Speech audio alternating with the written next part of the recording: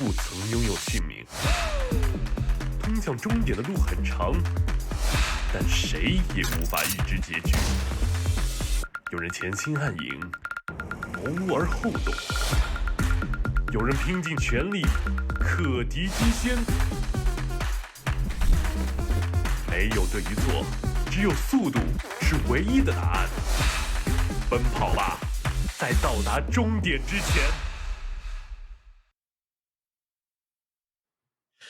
It is time. That is right. The final scheduled match of the China DPC, but absolutely not the final match of the DPC. There will be tiebreakers to follow from this, but what are they going to be? We simply do not know yet. First, we need to get the series under our belt, and my goodness, it is a big one. It is LGD versus Aster on the cards today. Just the one series, but that is all we need because it's a power of 3 series, maybe even 4 series. I don't even know, but this one is absolutely massive, and this isn't even a David and Goliath anymore. This is a Goliath versus Goliath, and I'm very excited, but the scores don't quite look like that. LGD are currently a middle running team, and this series for them, it changes everything. They could be battling for going to the major, or they could be battling going to Division 2. That is all that's on the line here, folks. I've never seen a crazier series than this. Ricky, Neff, I got you guys with me to break this one down. Firstly, starting with you, Ricky. How are you doing, and what are your expectations for today's match? Man, I'm so excited. I've been looking forward to this game for weeks. I actually didn't know I was going to be casting this one initially. I actually haven't covered an LGD game all season, so I'm super excited in general to finally watch them, from a caster POV. But it's going to be such a fun series no matter what. We're going to have 6 teams involved in tiebreakers at the end of today. It just depends on whether or not it's 4-2 or 3-3. And that just is going to lead to so much chaos. Like I love it. And Neff, the master of chaos, I'm sure is also very excited. You know what, Ricky? You say every match is going to be a fun match, so I don't believe you anymore. Your words are meaningless. And Nomad, your words are also meaningless. You want to know why? You say, I don't see any tiebreakers like this. Look how much is going to be decided here. Well, let me tell you, this happens every single season in North America. Teams are always 6-1. We need to have tiebreaker decide who's going to go to the major. All right. But it doesn't happen in relevant regions, Neff. Sorry. How many UK players are going to the major? I don't recall. All right. None of that. Okay, yeah. All right. So let me tell you why this one is extra exciting, though. There's a little bit of spice between PSG.LGD and Aster. There's a little bit of trash talk last time in the regional finals. Apparently, they're feeling themselves on the side of Aster and talking some smack to PSG.LGD after they ended up winning. Then PSG.LGD, when they managed to come back, the winners interview the grand finals. Apparently, Ame said that he could beat Aster with his feet, playing with his feet. So, a lot of people have been saying that. A lot of people have been saying maybe PSG.LGD, they're not taking this seriously. They're already qualified for the international. But if you have the opportunity to beat down somebody in a grudge match, you're going to go all out on this one. And that's why we are going to see the PSG.LGD we saw for the first 2 seasons. The team that came in first, the DPC, the team that won regional finals, the team that is sitting at the top of the pro circuit right now. Whew. All right, so what are you predicting this one, Neff? Just to be clear. Well, I need to see a draft at least first. Come on, man. No. Come on, predict the series, Neff. Let's hear it. Come on. All right, PSG.LGD, a quick 2-0. They're going to wipe the floor with Aster. It'll be a clean sweep. Ricky, tell him the same thing. What do you think, Absolutely Ricky? Not at all. Okay. I just can't trust him. I'm actually I'm feeling like this might be Aster's ticket. Now, granted, the last 2 teams I said would beat PSG.LGD both lost, but that was a fluke. So I'm going to say that this will not be the fluke, and this is definitely going to go that way. Come on, man. I want the chaos that is PSG.LGD and a relegation tiebreaker. Yeah, I think that is like I think that storyline is hilarious, so I want to see it. He's got 2 modes of analyzing, and that is 1, predicting wildly and hoping that he might be right, and 2, predicting the same thing every single game and then hoping clock is correct twice a day sort of thing. I mean, Aster have had a better season, so it's not unreasonable to expect them to take this one. As for me, I've had a bit of a rough time predicting throughout the season, as you guys have noticed. I haven't been good with my predictions at all. So I've actually decided to enlist the help of a DPC prediction expert. So let's see what they have to say. Here he is. This is our DPC China prediction expert here. As you can see, we set up the perfect circumstances to figure out. Okay, this is good. And as you can see here, he goes for PSG.LGD. So that is what I'm going for as well. That's what my prediction experts decided, and that's what I'll be leaning towards. I am worried. I am worried that I'm going to be out of a job before long. Now that the cat is allowed to go on panel, you've given it the technology, there's not long for my career. I'm looking for opportunities outside Dota. By the way, you guys, I make a mean warehouse grunt. Nefa, your cat shirt game, you're gonna have to tech out of that into something new now that cats can just be on panel. Yeah, it is not looking good for me right now. So I guess that means there's two of us leaning towards PSG.LGD. But let's crack down into those tiebreaker scenarios a little bit deeper right now, because scenario one, of course, we have PSG.LGD beating Team Aster, which is, of course, what me and Neff are predicting. If that is the case, then Vici will play eHome in a relegation tiebreaker best of 3 to find out who is going to be beaten on down. And then we'll have Aster, Extreme Gaming, Aster Aries, and PSG.LGD playing in a major qualification tiebreaker. It'll be a best of 1. It'll be an absolute free-for-all, and that is just going to be nuts. So it's going to be a crazy situation. But situation 2 is actually crazier somehow. Because we'll then, if PSG.LGD lose to Aster, then we'll have eHome, PSG.LGD, and Vici Gaming playing in a relegation tiebreaker. So that will also be a bunch of best of 1s, basically playing it around the clock. And then we'll also have RNG and Aster playing a tiebreaker for first place as well. So that'll be pretty fun as well. But yeah, eHome, PSG.LGD, and Vici playing for a relegation slot is just, man, that's such a ridiculous situation to be in, isn't it? Yeah, I don't know what other regions really really do that sort of thing regularly. It's very rare for that to happen, But I mean, my question is, throughout the season, I think everyone's been asking this: how much do LGD really care? How much are they bothered about this? Because they've got their ticket to the TI. We've talked to them in interviews, we've seen them in interviews, we've seen their social media posts. This team this season is literally just about TI. They have no cares beyond anything else. Do they even care about being demoted to Division 2, considering Ame has literally gone on record to say he's going to retire after this TI? What do you guys think? I feel like as a org, like PSG.LGD, being in Division 2 would be such a massive blow that it sets them back for next year's DPC run, right? You're just going to make significantly less points. And that does mean it's going to be a lot more difficult for you to guarantee an invite slot to TI. So I think if there's any series that has mattered to PSG.LGD, it has to be this one. You cannot afford to lose this series. You just don't. That being said, it is unlikely that they lose the tiebreakers, right, with the other 2 teams that are in there, but it is not impossible. And so you just want to avoid that situation altogether. They'd much rather you have an opportunity to go to the major and force a 4-way tie there. So I think PSG.LG, they've got to take this seriously. I can't imagine that they wouldn't. Yep. As we can see, everyone has different. Oh man, well, we missed it. We could see different people preparing for games in different ways there. Some people were just scrolling through recent games that other people were playing. Other people were just AFKing in the lobby. Nice win rate, by the way. I feel like that needs to be acknowledged. It has to. Yeah.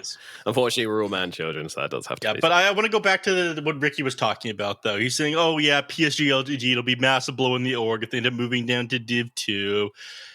Unfortunately, organization isn't going to be playing this game, Ricky. Okay, it's the players. And the players, Dota 2, it is run on spite.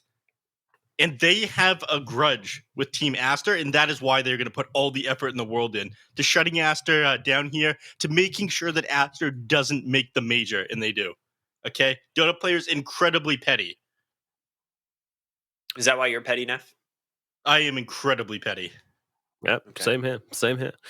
So they want to force Aster into that 4-way tiebreaker for the major, and then they want to beat them again in the tiebreaker, and then just kind of pray that Ares and Extreme beat them as well.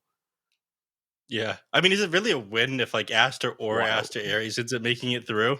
Because I mean, yeah, it is because of the grudges against the players, not the organization. it's I'm sure exactly they don't you really just said. care about what the org is going to do. Aster does actually need to make it to the major, if I'm not mistaken, to qualify for TI. So it is a big match for them. Like they do not want to get knocked out in the tiebreakers because their direct invite to TI has to come from the major. Like a good Yeah, I major think performance too, if it's I'm not dependent mistaken. on people, on how people do at the major. I'm Hmm. pretty sure it's still dependent on that. So they stand a chance either way, but yeah, to get top 8, I think would lock it in. So that's what they're looking for at the major. Meanwhile, PSG obviously they already have their ticket, but as Neff says, this is a team motivated by spite. Yeah, so I guess we can drill down into the teams a little bit now as well, and talk about how they've actually been doing throughout the season. Because of course, Aster, they are currently 4-2. They've had a pretty good time of things, but they did drop a series to RNG, and then surprisingly the other day, they did drop a series to Vici Gaming. So that was a bit of a twist. What do we Hmm. guys think? Aster, beyond that, though, they've been on a pretty damn good run. This team's been pretty damn scary, and dropping a series to RNG, no shame in that. They're probably the best team in China, at least throughout this season so far. What has been their strengths? What have you liked about what they've been doing, Neff? I did a lot more looking at PSG.LGD we're doing than Aster. I'm going to be completely Okay. honest with you. And I've been going over more of their games, but they've been playing relatively quick, I feel. A lot of these teams have been, I think, copying the Alchemist from a lot of the other regions. I think Aster is one of the few teams that actually does it well. I am not impressed by the Alchemist I've seen from a lot of these other teams. I feel like that's the thing you want to look out for here. They've done very well on puck, high tempo heroes. Pretty sure that they've won every single game that they've managed to pick up puck. So that might be something that you want to ban out on the side of PSG.LGD instead of getting rid of like the Tiny and the Dawnbreaker at the beginning of the match, and then go back for something unusual that you picked up. Like we most recently saw them run things like the Bristleback and the Tinker in their match against RNG. So get rid of the most popular things and like the puck and slow the game down and play in a way that Aster aren't familiar with. All right, Ricky, tell me the side of the coin. Tell me about PSG.LGD very quickly, as we do have a draft just around the corner. I mean, what really is there to say? They dropped the ball a lot in the beginning of the season, but they have looked incredibly strong in the later half. They've been kind of prioritizing team fight lineups for the most part, and just execution is what they reign supreme at. So I think that's why PSG.LGD has done so well. Like their drafts generally pretty solid. They pick a good team fighting lineup and then they execute it perfectly, and I think that's what gives them the edge in a lot of lineups. High praise. You've changed your tune because it used to be you thought they weren't great with their weird drafts and whatnot, but they've won their last 2 series. Ricky's no longer going to be a naysayer. I mean, they were experimenting. I wouldn't say experimenting, but they were not like drafting. I would say as like some of the other teams were in their first half of the season. Like they weren't kind of going with some of these same like just all in team fighting like 5-man lineups. And I think that kind of backfired for them a little bit. But now I think we're so far into the patch that's kind of just the way to go. I also would like to point out that Team Aster is one of the only teams to reliably pick Pudge in almost every game that it's available. So we're going to probably see that hero contested pretty heavily Yeah, in this them series. and them and Aster Ares as well. Do just want Yeah. a very quick correction. They did lose to Extreme Gaming on July 3rd on PSG.LGD. But yeah, beyond that, the other 2 right. games before that, they had quite a lot of success. But yeah, it's 50-50 for them at the moment. And with that, we shall move on to the draft for this series. So let's find out which way this one's going to go, at least with the heroes picked and banned. As we start things off with PSG.LGD, they'll grab themselves the Enchantress and the Dawnbreaker. Meanwhile, Team Aster, they're going to grab that Tiny and that Puck. And this Tiny, he's been the man to look out for in this region. Such a popular hero and such a good win rate on it as well. What is the plan for PSG.LGD to deal with it? Because there's no way they've let this through without a plan now. I mean, they very clearly let this one through. It looks like they were more concerned about having the Dawnbreaker have a good game on PSG.LGD. And they're more focused on their own game. I will go back and say that they banned out the Pudge like Ricky was talking about, Yeah, but there's a lot to unpack here. The first ban wasn't Nyx Assassin, it was Winter Wyvern, which these teams do see as a counter to the Dawnbreaker. Not a lane counter like the Monkey King, and not like a counter to the ultimate, or like the perfect counter to the ultimate, like Nyx Assassin is. But they clearly value this Dawnbreaker a lot if they're banning out Winter Wyvern as the first hero here on LGD. And allowing Aster to take Tiny. And we've talked to some of these players in interviews, and the teams in general seem to think that Tiny is a superior first pick to the Dawnbreaker, just due to the fact that Tiny is more flexible. But PSG.LGD very clearly wanted to open with this, and they run an Enchantress with it, which that doesn't surprise me at all. We see them, Zinq and whatnot, just pop off with the hero.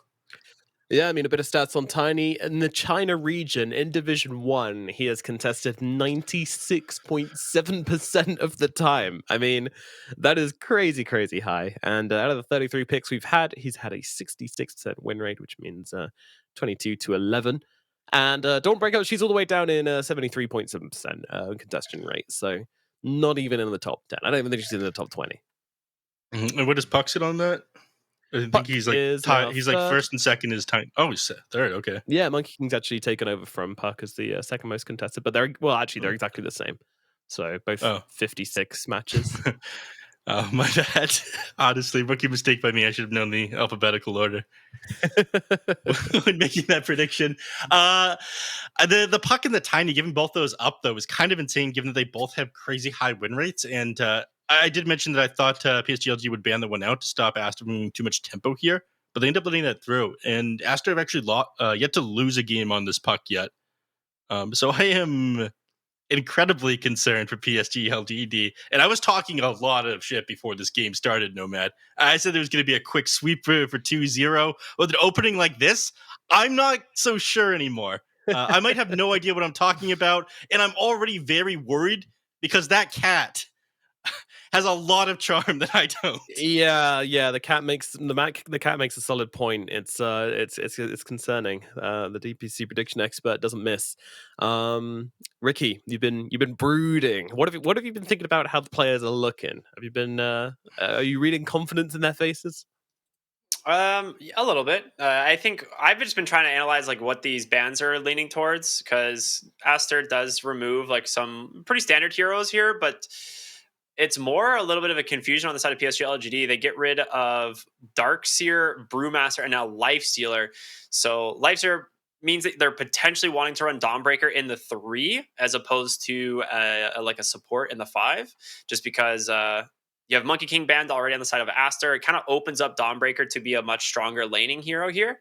So LGD could obviously just move the Dawnbreaker there and then pick a support, but just still keep that flexibility open.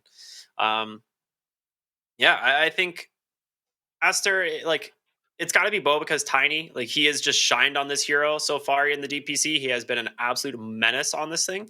You don't think Success will play it? I'm pretty sure it'll be Bobica. Like, he is just absolutely crushed on the hero this DPC. Like, he has been one of probably the best Tiny players in the world. So I would say you're probably like not. It's one of those things where like you're not like hurting by giving it to someone else, but it's like, why wouldn't you just give it to Bobica? And they still have the option to go for the Nyx Assassin, especially now that Ember Spirit's a pick, and you could just put it in the 5. And I would like to see that a lot. It is surprising that PSG.LGD end up taking the Dawnbreaker, grabbing the Ember Spirit as well, and not banning out the Nyx Assassin in this last phase.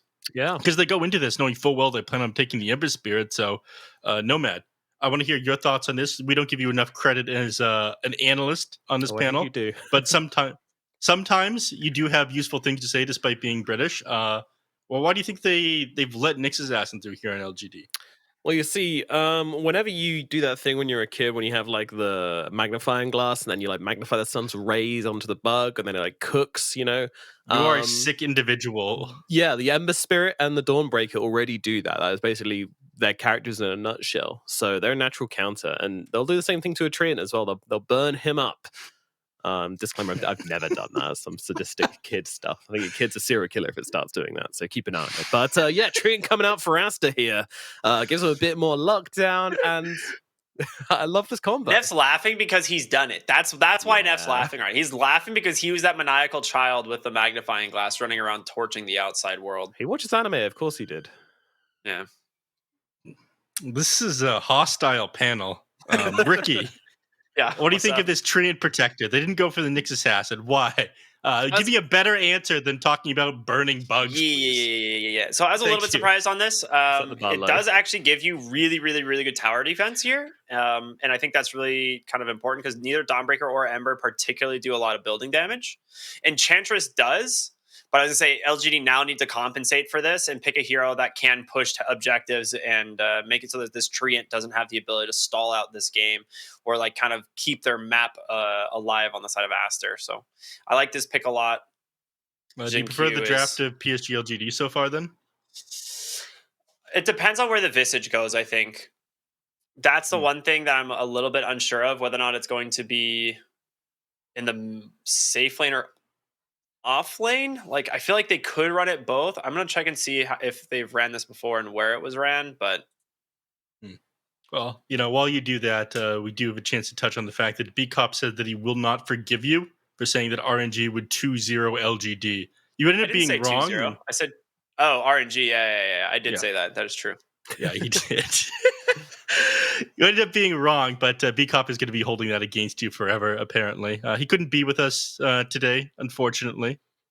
But, he's here in spirit for all PSG.LGD games as an incredibly biased caster. Yeah, that's why he's not here. They they were like, nah. We had to take him off.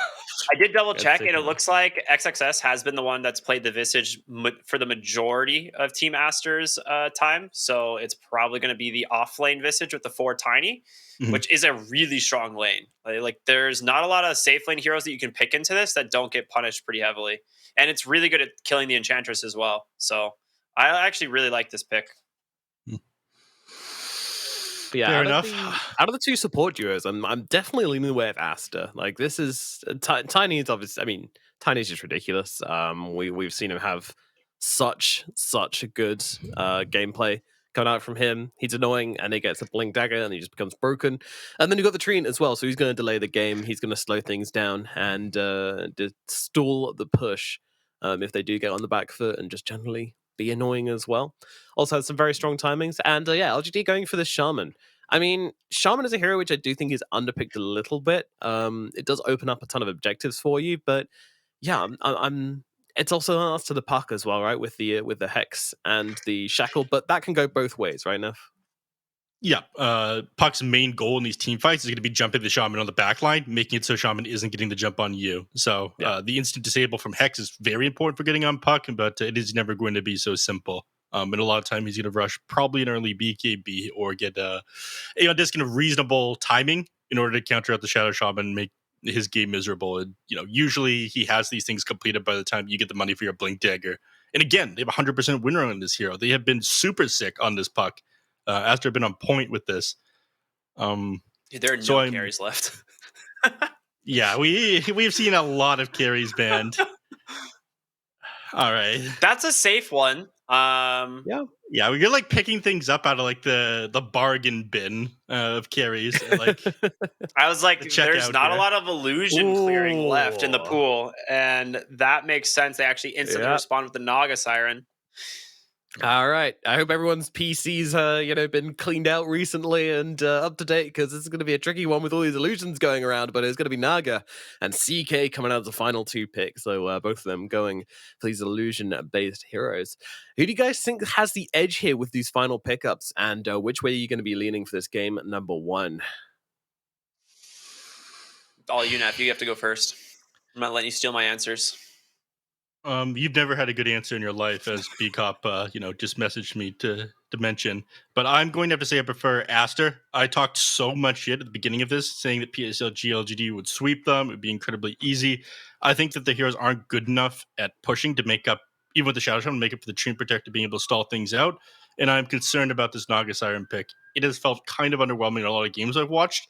I don't think it suits his patch very well. So I'm with Aster for this first game.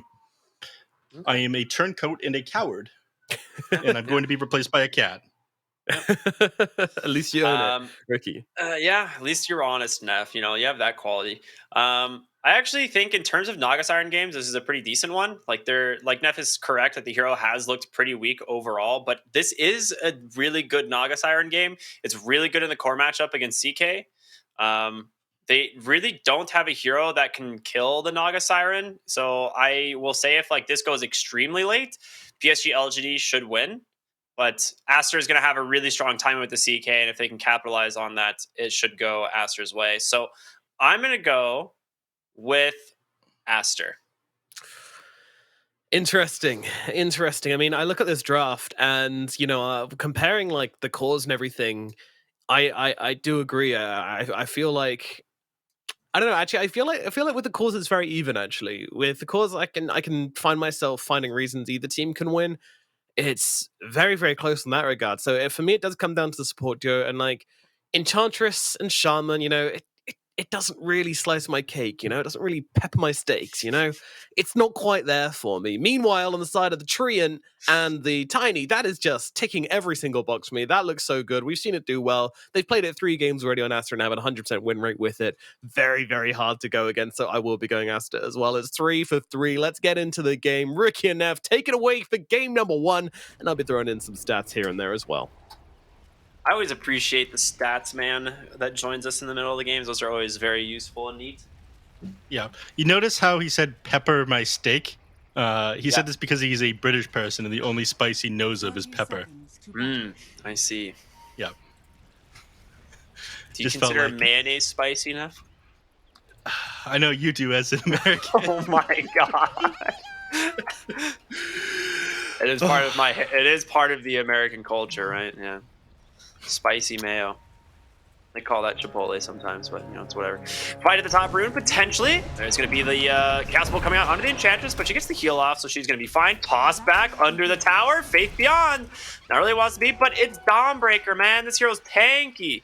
It's going to be 4 runes, potentially. 3 runes for the side of PSG.LGD as Monet will grab the top one.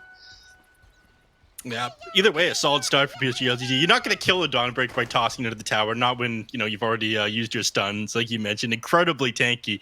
This isn't great for Enchantress though. Having to go the first point of Nature's Attendance. Yes, you'll trade favorably with people, but this is a 140 mana cost spell. You'd much rather have Impetus or Enchant to be able to harass people with like your right-click bonus pure damage or creeps with bonus damage. So yeah, in this instance, lane is going to be a lot harder down here, and we are concerned about the strength of the Tiny and Visage lane to begin with.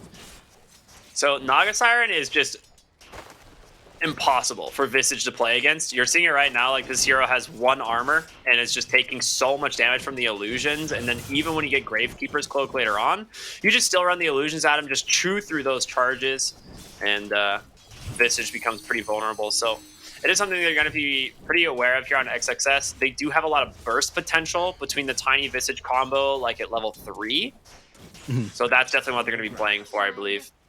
Mid lane, though, Ori versus Nothing to Say. The Puck versus the Ember Spirit. How do you feel about this? How do I feel about this? I mean, I was just talking to people about this one the other day. I mean, I think it's Puck favored to begin with, but once you have a couple points in the Sleight of Fist, you just spam that around the Puck.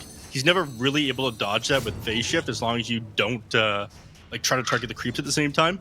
It just comes out too quick for you to be able to dodge. So it starts to favor the Ember Spirit. You get zoned out of lane. You don't have enough heal to keep up with it. But again, you need a couple points for the cooldown to lower in the Sleight of Fist for it to really start going his way. Until then, Ori's going to be just fine. I feel like we haven't seen a CK in so long. Yeah. It has been a while. They ended up nerfing the lifesteal of that Chaos Strike. They reduced the damage of his Chaos Bolt, and what they did one other thing to him, maybe? Or am I crazy? It was mostly just reduce the lifesteal percentage on Chaos Strike, and then the Chaos Bolt's damage was rescaled at level 1, basically, because it was ridiculously strong. They nerfed the shard too, right? I think the cast range on it or something. Maybe, but yeah, probably. I don't think that was like the biggest the change, issue is they keep updating this game. No, that's not the issue. Yeah, right, that is not the issue. That was a joke, Valve. It was satire. Please continue. Please don't take it seriously. Ignore this man For a and for a his little incoherent ramblings. For a little glimpse in CK, in the opening couple of days of the DPC, his ban rate was around 80%. So the Zero's getting banned out like most of the time.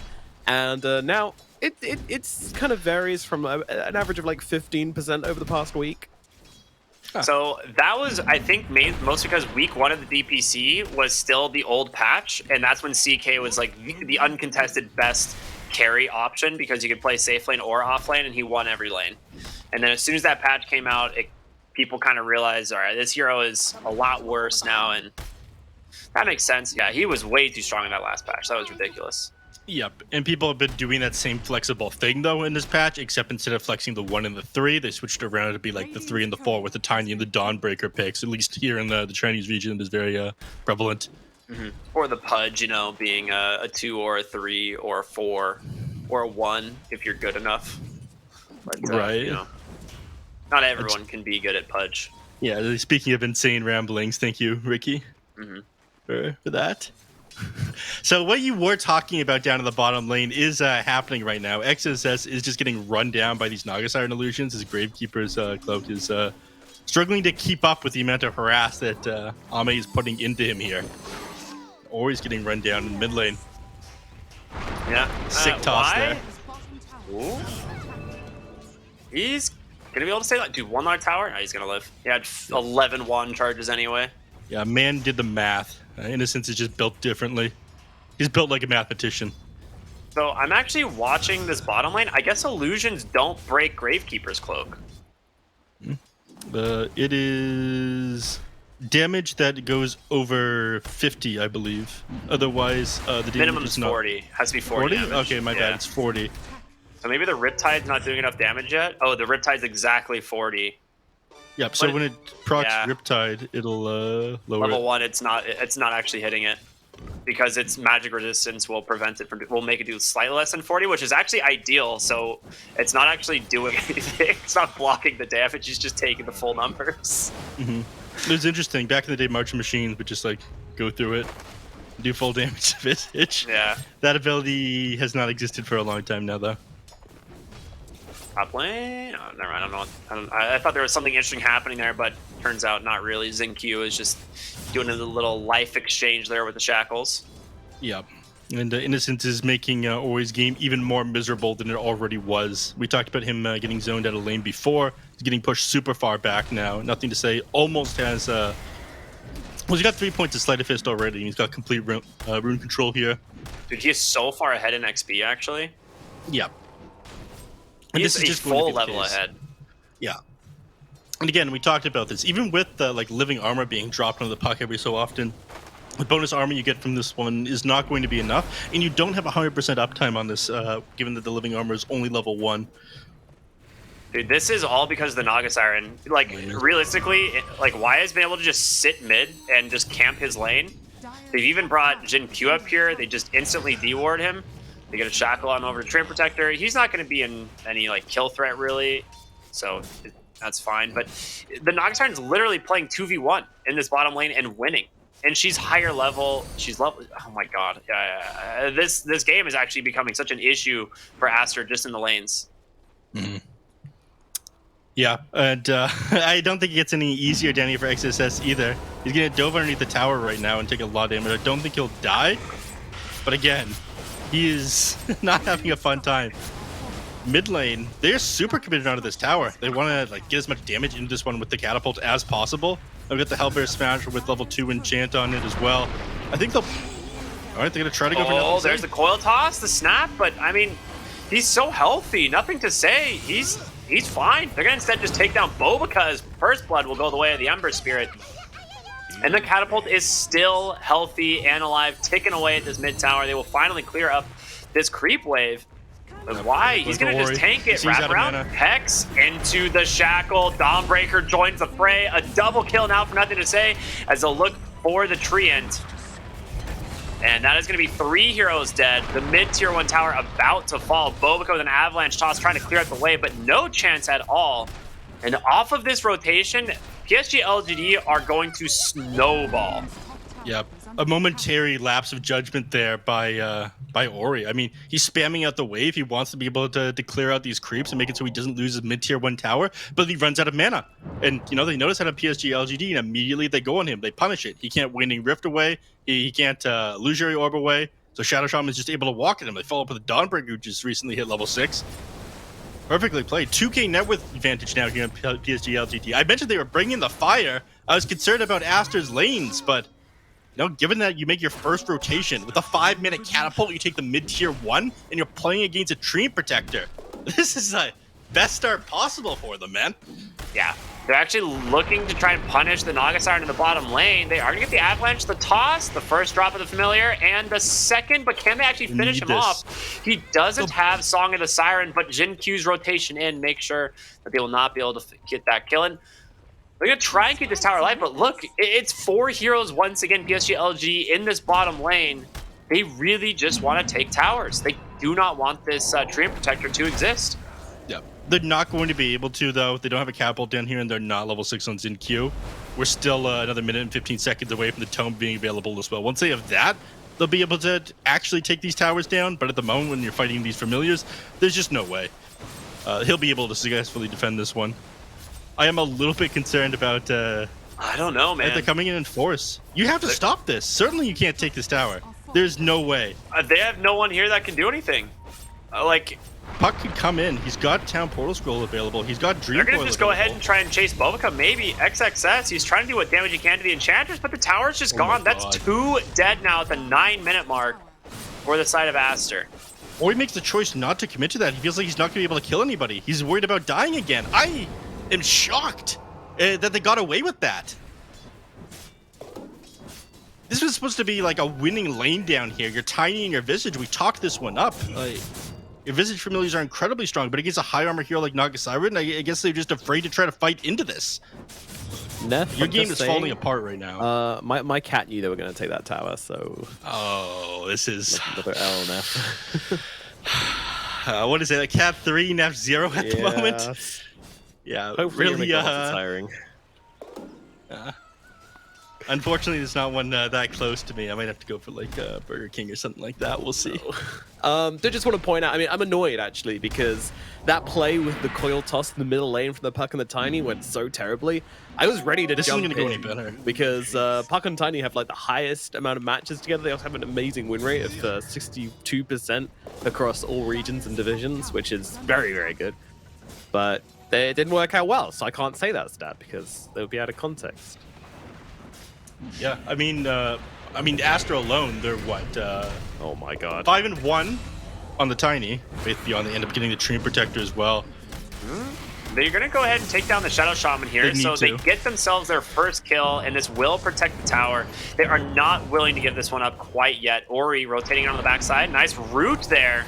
Actually catching the Enchanters. A little bit unlucky. The creep RNG just saying, hello. Well, we'll come out onto the Dawnbreaker. Gonna try and do what damage you can, but a nice drop there on the Familiars, and they'll be able to take down third. Now nothing to say, forced to back out. Gets a quick sleight of fist kill there onto the Visage. A man just melted. The damage from the sleight of fist. I mean, Orb Corrosion alone ends up tearing through you if you don't have any Gravekeeper Cloak stacks up. I'm doing like 215 physical damage. Huge coming out from him. But at this point, you know, they just walk right back up here again. Shadow Shaman, he ended up dying before he popped his Tony. He's only level 5. I think he just drops these Serpent Wards on the tower. Yeah. As soon as he sees the living armor come out, they fortify for this one as well. I would be very surprised if they don't do this. But again, the cat is a better analyst than me. So maybe the cat would say, yeah, they choose not to drop the Massive Serpent Wards. They already committed the Dream Coil, so they're not going to be able to... Oh, Puck's coming in. Silence comes out. They do end up getting one kill. The Hex turn around onto the Puck, the Shackle, plus the Dawnbreaker joining the fight. The question is, can Ori stay alive? He will. XXS is here, but he's stuck in the wards. He needs help and fast, but he's not going to get it. Just burns down to Faith Beyond. And now nothing to say on the backside of the fight. He does have one Remnant still to play with. Searing Chain's holding him in place. Tries to cut out with the Silence, but it's not going to be enough. And now... we'll grab the Treant Protector as well. Faith Beyond on the Dawnbreaker, doing so much damage now. And all the while, free farm for Ame on this Naga Siren. They need so much more than what they're getting right now. Naga Siren is forced to walk away right now. Doesn't have Song of the Siren at the moment. Doesn't have any points for this either. But again, too much armor for the Chaos Knight to be able to take down. Like you mentioned, farming up while this is going down. All 3 heroes at the top of the net worth chart, all on the side of PSG.LGD. Ame, like, we can say he's not really contributing to the game. He's 0-0-0, but he shut down Visage. He managed to take the tier 1 tower in the bottom lane. Like, this is early game Naga Siren making an impact, despite the fact that we don't see it on the scoreboard. Chaos Knight was forced to run away and couldn't engage with the Naga Siren right now either. The issues that I had with this hero are not here. Avalanche top lane. I mean, you just drop the coil Avalanche toss combo and you get nothing. You don't even get Y on the Enchantress. It's all used defensively there to try and just disengage. It looks like they're keeping up the pressure. They're probably trying to like take control of this area of the jungle, move back in the Roche pit, and then take Roshan with the next set of Mass Serpent Wards down 40 seconds from now. Then off of that, just continue to run into the enemy team's base and snowball. Nothing to say is going for first item BKB. They're not going to slow down at all. They smoke up. Looks like they want to be able to find a kill before they go for this Roche attempt. If they get a kill, it'd be huge. Like Ori here in the mid lane. He might walk into. There's a slight chains, but Avalanche comes out from Bobica. Looks like he's going to be the sacrifice for his team. The shackles come through.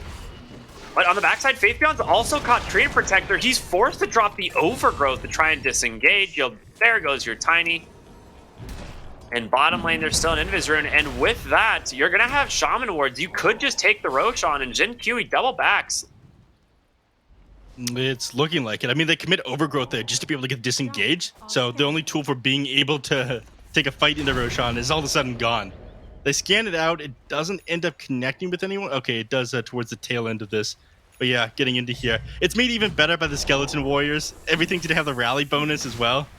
It's a small thing, but it's bonus damage for everybody. But yeah, free Roshan with this one. They're going to try to fight this. Know. Again, no Overgrowth. Yeah, they have to know that this is happening. You are correct. No Overgrowth. Monet, he's on the front side here. Who are they going to find? Nothing to say is Invis. They don't know where he's. Somebody actually walks under a sentry. Avalanche comes through, but a nice coil as well. Can they finish him off? The Fury Hero silence from Ori, but a Song of the Siren, the reset here from Ame. This is the scary situation for Aster. Can they keep themselves in? Monet, he catches the Amateur on the backside, but he's able to get away. For the moment, you've lost your puck. And then the question is, like, can they actually get out now? The Roshan falls. Nothing to say, picks it up. And they're just on full retreat mode here.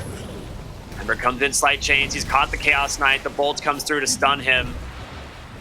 He can't armlet toggle through this damage, and he's going to fall as well. XXS now trying to hobble away on the Visage. There's going to be the ensnare from that Naga Siren. The shackles to follow. A mega kill. The game is falling apart for Aster here.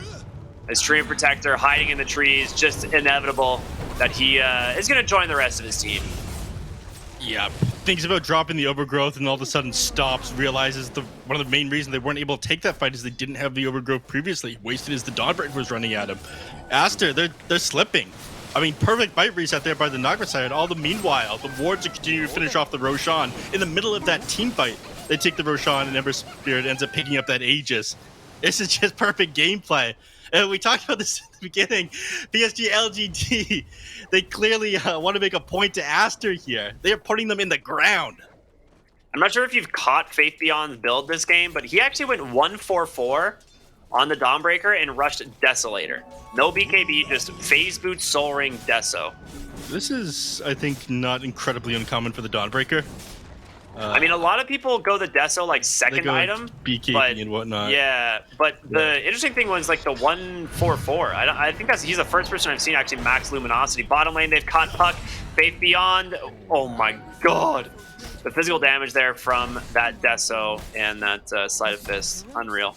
Yep, I mean, that's the thing, right? You've got 3 sources of anti-armor with the Orb of Corrosion, the Riptide, and then the Desolator as well, resulting in, I think, minus 17. No. I need to interrupt you. Do you not see what just happened?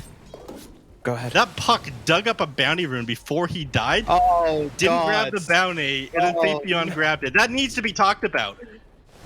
Dude, he's mentally done, dude. He's mentally done. No one can recover from that. I'm not sure if you guys caught top lane here, but Monet tried to make a play onto the Naga Siren, instantly regrets his decision as the song comes through. They managed to actually turn around onto Jinkyu. Monet not be able to keep himself alive, has nothing to say. He's going to burn him down.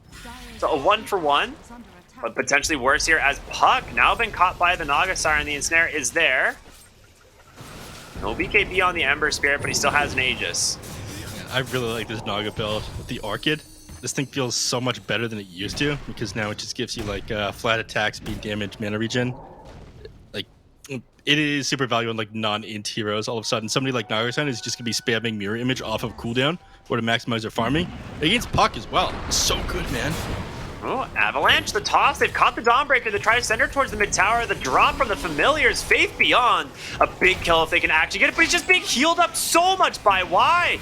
The Crow comes out. Do they finally bring him down? They do a 1-for-1 trade as you get the Tiny. The free summon on the Familiars will be able to keep Ori alive. They will also get a second kill there onto the Shaman. But nothing to say here. Still rocking that Aegis. He's very tanky as well.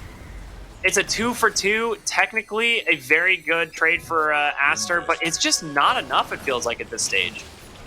No, I mean, he managed to grab the NBT modifier, but the Shadow Shaman really doesn't count for that much. And the reason you end up winning that team fight anyways, because Naga Siren didn't have enough mana regardless of the Orchid that he has, and Ember Spirit was pretty low himself, so not able to spam out spells and keep up the chase. But now they're back up to full. His BKB is just about off a cooldown. He's looking for Ori. Leave him alone. Let him farm some creeps. Sometimes you just find a regen rune, you know? And you just come right back. I hate to see it. Aster fans are having the worst day right now. Oh, they're about to have a worse one. Oh, XXS able to get away for the moment. Drops that Wraith Pack, but just so much damage from Faith Beyond. And now Bobaka on the backside, caught from the ensnare, able to get away. They've committed the Overgrowth as well to try and disengage. Nothing to say is BKB not really going to get put to good use here. Yeah, but XXS dead again, and I do just want to point out, you know, this guy statistically is the lowest death player and the best KDA player in the China DPC. So the fact that LGD are shutting him down so damn hard should give you a really good idea on how well this is going for LGD. I guess the only thing XXS is his farm. That's short for extra small.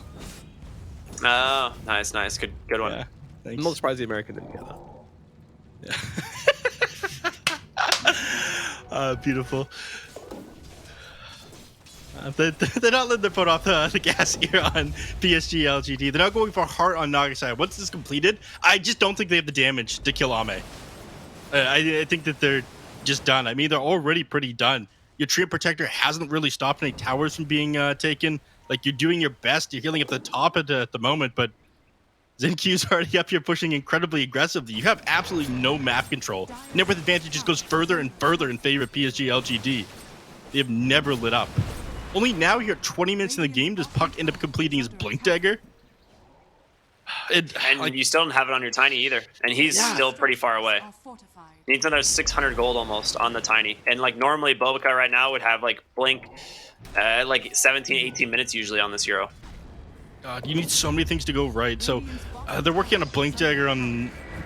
Oh no, he's never going to finish his Blink Dagger on the Treant Protector. Yeah. Jumped on by Xinq with his blink, and now they go for this tower. No wards necessary. This Desolator is going to help them tear through the tower even quicker. Hell, they might even save it. Yeah, it picks up the Tome now on Xinq. He's got level 2 Mass Serpent wards. They just committed the Fortify as well up here. I think that they just like walk high ground and drop Mass Serpent wards on this tier 3 tower. It looks like that's what they want to do. They definitely can. They've got the Deso. They have BKB available on the Ember. Faith Beyond, his Blink Dagger is being delivered at Frost the armor exact for moment. everyone. Ice armor, sorry. Yeah, ice armor.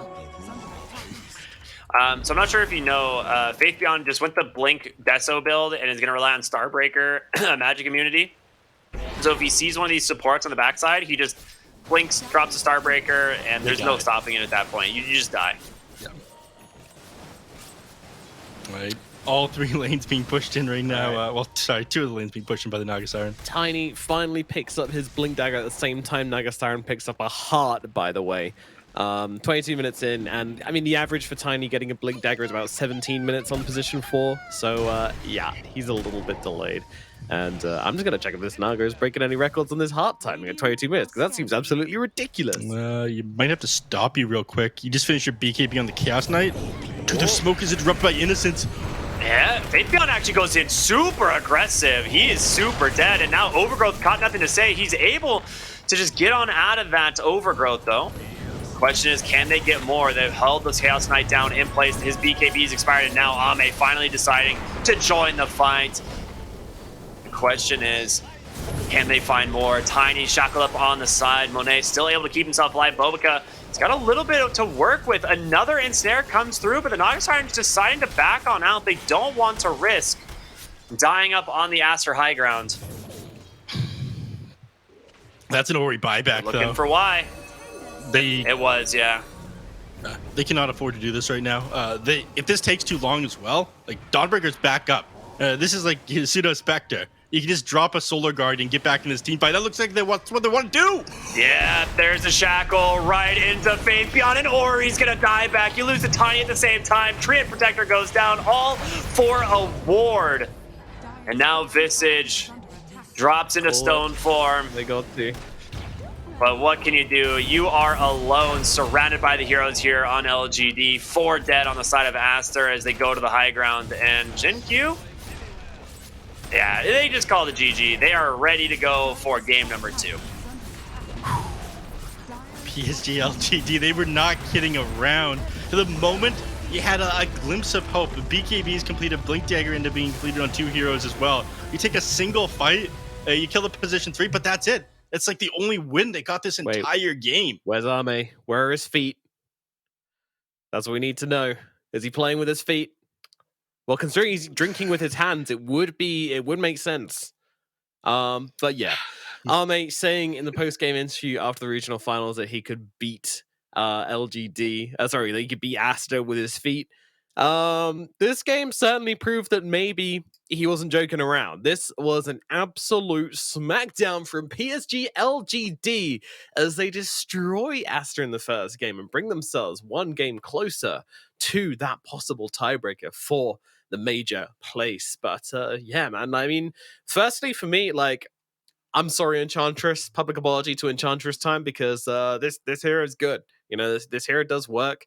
I think the Shaman, once they were ahead, the Shaman looked really good, but the hero which helped them get to the point where they were that far ahead was absolutely Enchantress. Like, pair with a strong laner and someone who can make use of her, like, kind of creeps, and you've got yourself ahead of the lane, and then she just roams around the map like those trolls as well, doing so much work with the rally. Super the craziest thing about that? Yeah. The craziest thing is he ended up starting Nature's Attendance. This was like a bad beginning to the...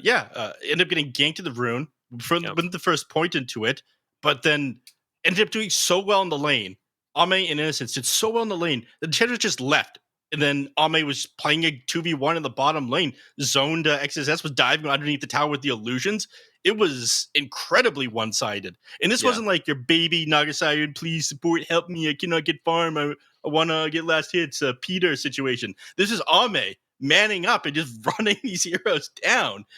Yeah, most carries, they're a bit slow to leave the nest, but Ame is like, he turns 10, and he's like, right, Mom, Dad, I'm done. I'm moving out. I'm breaking it for myself. Don't worry about me. I'll be fine, independent. I'm 12. It's time for me to make something of myself and go out alone in the world. I'm cutting you off. Absolutely. I mean, Ricky, highlights for that series for you from LGD before we start dunking on Aster. I mean, it was just the perfect Naga Siren game. Like I said, there was no way to stop this hero. I didn't realize it was this bad as a matchup for the Visage. Otherwise, I probably would have had a different prediction. Like, this is just not a hero I see very often. But like, this, as soon as I saw this lane going the way it was, there was pretty much nothing Aster could do in this game. It absolutely crushed their ability to play, their timings. Absolutely, yeah. Did not work out for them at all on the side of Aster. And the CK final pick was nice, but at the same time, it didn't really have the same kind of lane. I feel like you're playing against the Dawnbreaker, you need to pick something which can kind of answer that. And if you go melee versus melee on Dawn, it always feels like you're giving her that opportunity to set up on you. And I think that's what happened. He actually didn't have a super bad game, Money. Money was about the only one doing okay. But even then, like, you're playing it into a pretty rough matchup, I would say. Especially someone like CK, like to me, CK, Ursa, these heroes which when they're in, they hard commit to fights. Those are the ones that feel pretty bad, like probably the worst against a Dawnbreaker because of that ultimate. Do you agree, Neff? Is that on the ball? Yeah. And I think it's very clear that this is what they wanted to go for in PSG.LGD as well, because the main thing they were concerned about, the first ban they took out, the first pick that they did was the Dawnbreaker, but they got rid of the Winter Wyvern. So they wanted to force a situation where if you're in, you're not going to be able to reset, but we can because we have Naga Siren. Things are always going to go our way. We value this Dawnbreaker quite a bit, and obviously we see why. Shut down that CK like crazy. You never stood a chance into this game. 11-3-7. Sick performance out of Faith Beyond on this one. Yeah. Makes a lot of sense. I mean, Chaos Knight's matchup in a Naga Siren is absolutely unplayable. Like you don't have any opportunity to win that going late. Like you don't farm as fast, you don't do nearly as much damage, you're not as tanky. Chaos Knight's definitely like that mid game tempo hero, and he never even reached mid game. Like that is how bad Aster lost in the early game. Like mid game never existed for them. But yeah, I would agree. If you're gonna allow them to take Dawnbreaker to the 3, you've got to pick a hero that punishes it a little bit more. And I worry that this just wasn't it. Like the Chaos Knight did feel a little bit weak into the lane. It feels like maybe this was a little bit of a comfort pick for Monet in terms of going back to something we saw last patch instead of going for something maybe a little bit. Weren't a lot of carries left was something we discussed during the draft as well. There weren't, but you still could have gone for something else. Like Weaver was available, Sniper was available, like these different types of heroes that are a little bit more like play from range and offer like a little bit more kill threat. Like Sniper going for Shrapnel is actually really, really difficult to deal with, especially with like a Treant, but I don't know. I felt like there was some other options. They just like I said, maybe went for something that was a little more comfort pick from last series or from That's last. Cute hurricaning the Dawnbreaker there to get him a little bit further forward. That's very cute. This is one fight where things went horribly wrong for them. It was set up so well. You committed the overgrowth a little bit before that. I don't think they ever stood a chance. They've reset the fight as they're trying to come in. Nothing to say, realize, okay, I spam Sleight of Fist. I'll go back to Roshan, finish this one off. Net comes out from the Naga Siren, stops Ori from being able to jaunt away after that reset came out with the song, and they just chase these heroes down. I think a single mistake there from Treant Protector, committing that overgrowth pre-Roche fight, as you can tell PSG.LGD wanted to start setting up around that. That's when their game ended, in my opinion. Yeah, he just ulted to try and save himself, It's early game, your death timer is so low, that they're trying to get every single objective they can as quickly as possible. I don't think you get away with that, and LGD certainly did not let him, and that was another small issue, which kind of just built the pyre which Aster burned upon this game. And you can tell that he learned, because right there he had it, and he canceled last second. He's like, wait, I don't want to do this again. Sorry. No, definitely. Yeah, so someone put his hand on his shoulder and was like, brother, it's not the time. Yeah. You're right. You know better than this. Yeah. One more thing to mention about Aster as well, by the way, is that every single win they've had has been a 2-0. So they're yet to win a series where they lost a game. The only one of their series has gone 2-1, and I believe that was versus Vici Gaming, where Vici did turn it around upon them and claim the 2-1 eventually. But yeah, this team's not used to losing, that's for sure.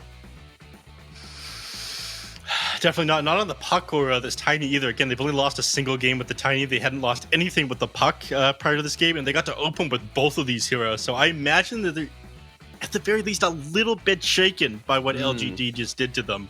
Yeah. Taking their towers early when they had a Treant Protector. MVP ends up going the way of innocence here. Would you agree with that one? Only one kill. Kind of sad. What do you think, Ricky? I think a lot of his rotations, like for instance, the only reason they get mid tower is because of the Enchantress. But I actually think the only reason the Enchantress is able to rotate mid is because of Ame's Naga Siren performance. Personally, like if he is struggling in the lane, Innocence can't leave. Like he has to be bottom to try and bully, and then they don't get that mid tier 1 tower, which doesn't turn into an easy tier 1 bottom. So like I don't know. It seems like it was definitely like a team play, but the Enchantress does enable them to take the towers early. Let's see. Absolutely. Yeah. I mean, that's the hero I highlighted when came back into the panel, right? I was like, man, you know what? I was wrong about these support duos. This Enchantress is the GOAT. Well, she's a deer, really. But either way, she owned this game. And LGD certainly reap the benefits of that coming straight off. I mean, if there's ever a hero you want to be roaming around as a position 5, if you can leave your carry to yourself, it's definitely an Enchantress, right? Yeah. I mean, you can do so much on this hero. It's so good at rotating and finding kills in other lanes. You can even like farm up the jungle if you have to. Enchant being an amazing tool for doing that. But we saw the Enchantress just like got to work right away, taking buildings. The Hellbear smash over to the mid lane, managed to take that before they even had Serpent Wards available. They had the first catapult, and thanks to that Enchantress rotation, a large part thanks to that Enchantress rotation, they managed to get that mid tower against the Treant Protector. So maximizing the potential of this deer, and we can see why they ended up first picking that thing. Even though I was skeptical compared to the Tiny and Puck opening. It is crazy, man. I really hope they don't ban out Pudge again, man. I really want to see them get their opportunity to play Pudge. I'd love it as well. Last thing to mention about that last game as well as the Naga Siren with the Heart of Tarask. It was the fastest Heart of Tarask of the DPC, but not the fastest off the patch. But so pretty damn good still from Arme breaking some kind of records here as we move into the draft for the next game here. That's right, game number 2 is getting started right here, right now, as we move into the draft for this one. And we'll start things off with a Tiny being picked. No, not picked. I'm going crazy. That's a Monkey King coming out. Tiny was already picked. Monkey King is now picked. He's blending in with his surroundings. You just don't see him. See, he's like part of the wall, and he has like a tree that's planted. Yeah, you just don't see him. Damn. Master of Camouflage. Nature is beautiful. Impressive, honestly. It does really look like he's part of like the sculpture there. It could be like a tree in the background that he's carrying. But interesting change in their opening. They banned out Winter Wyvern first again. PSG.LGD, which makes me think that they probably wanted to go for this Dawnbreaker, but it looks like they recognize that on Aster as well, and they opted to just get rid of it on their end. And they get rid of the Warlock as well. This is something that PSG.LGD have been seeing more success with than a lot of other teams. I hate this hero as he doesn't set up a lot on his own. He's great at securing the lane and playing do-nothing heroes in the lane that end up carrying in the late game, like Spectre, Faces Void. Oh, dang. Homie's got the same headphones as I do. All right. Does he? Yeah. It's a good headset. Yeah. It's crazy. You're similar MMR to him as well, right? Roughly, yeah. It's pretty close. Yeah. Plus minus like 5. Right. 1,000. What was I going on before the headphones come in? You just kind of stopped. I don't know where you were going after that. I was going somewhere. The Dawnbreaker ban. It's very clear that they wanted to pick the Dawnbreaker again, but they ended up banning that one out. They picked Monkey King first on the side of Aster, regardless of the fact that Monkey King is seen as a counter to the Dawnbreaker by a lot of people. To ban that one out instead of just letting PSG.LGD take it and grabbing the Monkey King in response to it. Do you like that one, Nomad? Yeah, I mean, I like both these openings a lot, honestly. I think there's a lot of strength to be had here for both teams. Maybe I'm not super keen on the Razor. Razor versus Monkey is always a bit like, I'm going to sap your damage, but then Wukong's command and Boundless Strike comes down, and all of a sudden you're just getting smacked by a bunch of his stone soldiers. That doesn't feel so great, and I feel like Monkey can itemize around the Razor quite nicely, but overall, strong openings from both these teams. Yeah, but if you had to choose, you'd probably say PSG.LGD. No, I'd go Aster with this opening. I know. Last panel, we all jumped in together, like the friends on holiday jumping into the pool. We were like, "Yay, Aster! They're gonna win!" Holding hands and High School Musical moment. But we got handled. We did. It's okay. Even your cat was on my side. I was feeling confident. Even the PSG.LGD Bowl. But now I don't know anything anymore. Okay. They go for Phoenix now. Mars is still potentially in the pool. So PSG.LGD now need to decide if they want to deny pick that one coming out and grab it for themselves here. And that would kind of ruin the flexibility of the Tiny and the Razor. Some people have run the Mars in the mid lane, but I don't imagine that's something that they'd be crazy about with this draft. It'd be wild to see just like 4 flex picks come out and ask to be completely guessing at what the lanes are going to be, lane matchups are going to be. But I think that they probably let Mars through here. You don't have enough burst damage at that point if you end up picking up a Mars, at least not for the late game. Then you're super concerned about not being able to grab the Monkey King inside his Wukong's command. It'll just out-sustain you in team fights and set up around objectives and take those. I would like to see... What would I even like to see in the mid lane matchup? Ricky, help me out here. What do you want to see against the Puck in the mid lane? I thought you were No, definitely Ricky not you. Oh no, God no! That hero awful. Ricky's not the Ricky the caster, not much better. But what would you pick in this scenario, Ricky the caster? See, it's funny that you would have to ask me. That really says a lot about your skill in Dota, Neff. I would say honestly, like there's just a couple like obvious picks. The Ember Spirit obviously already banned, but Void Spirit's still available. Not a terrible pick here either. The silence from the Aghanim Scepter is always really valued at helping find the puck.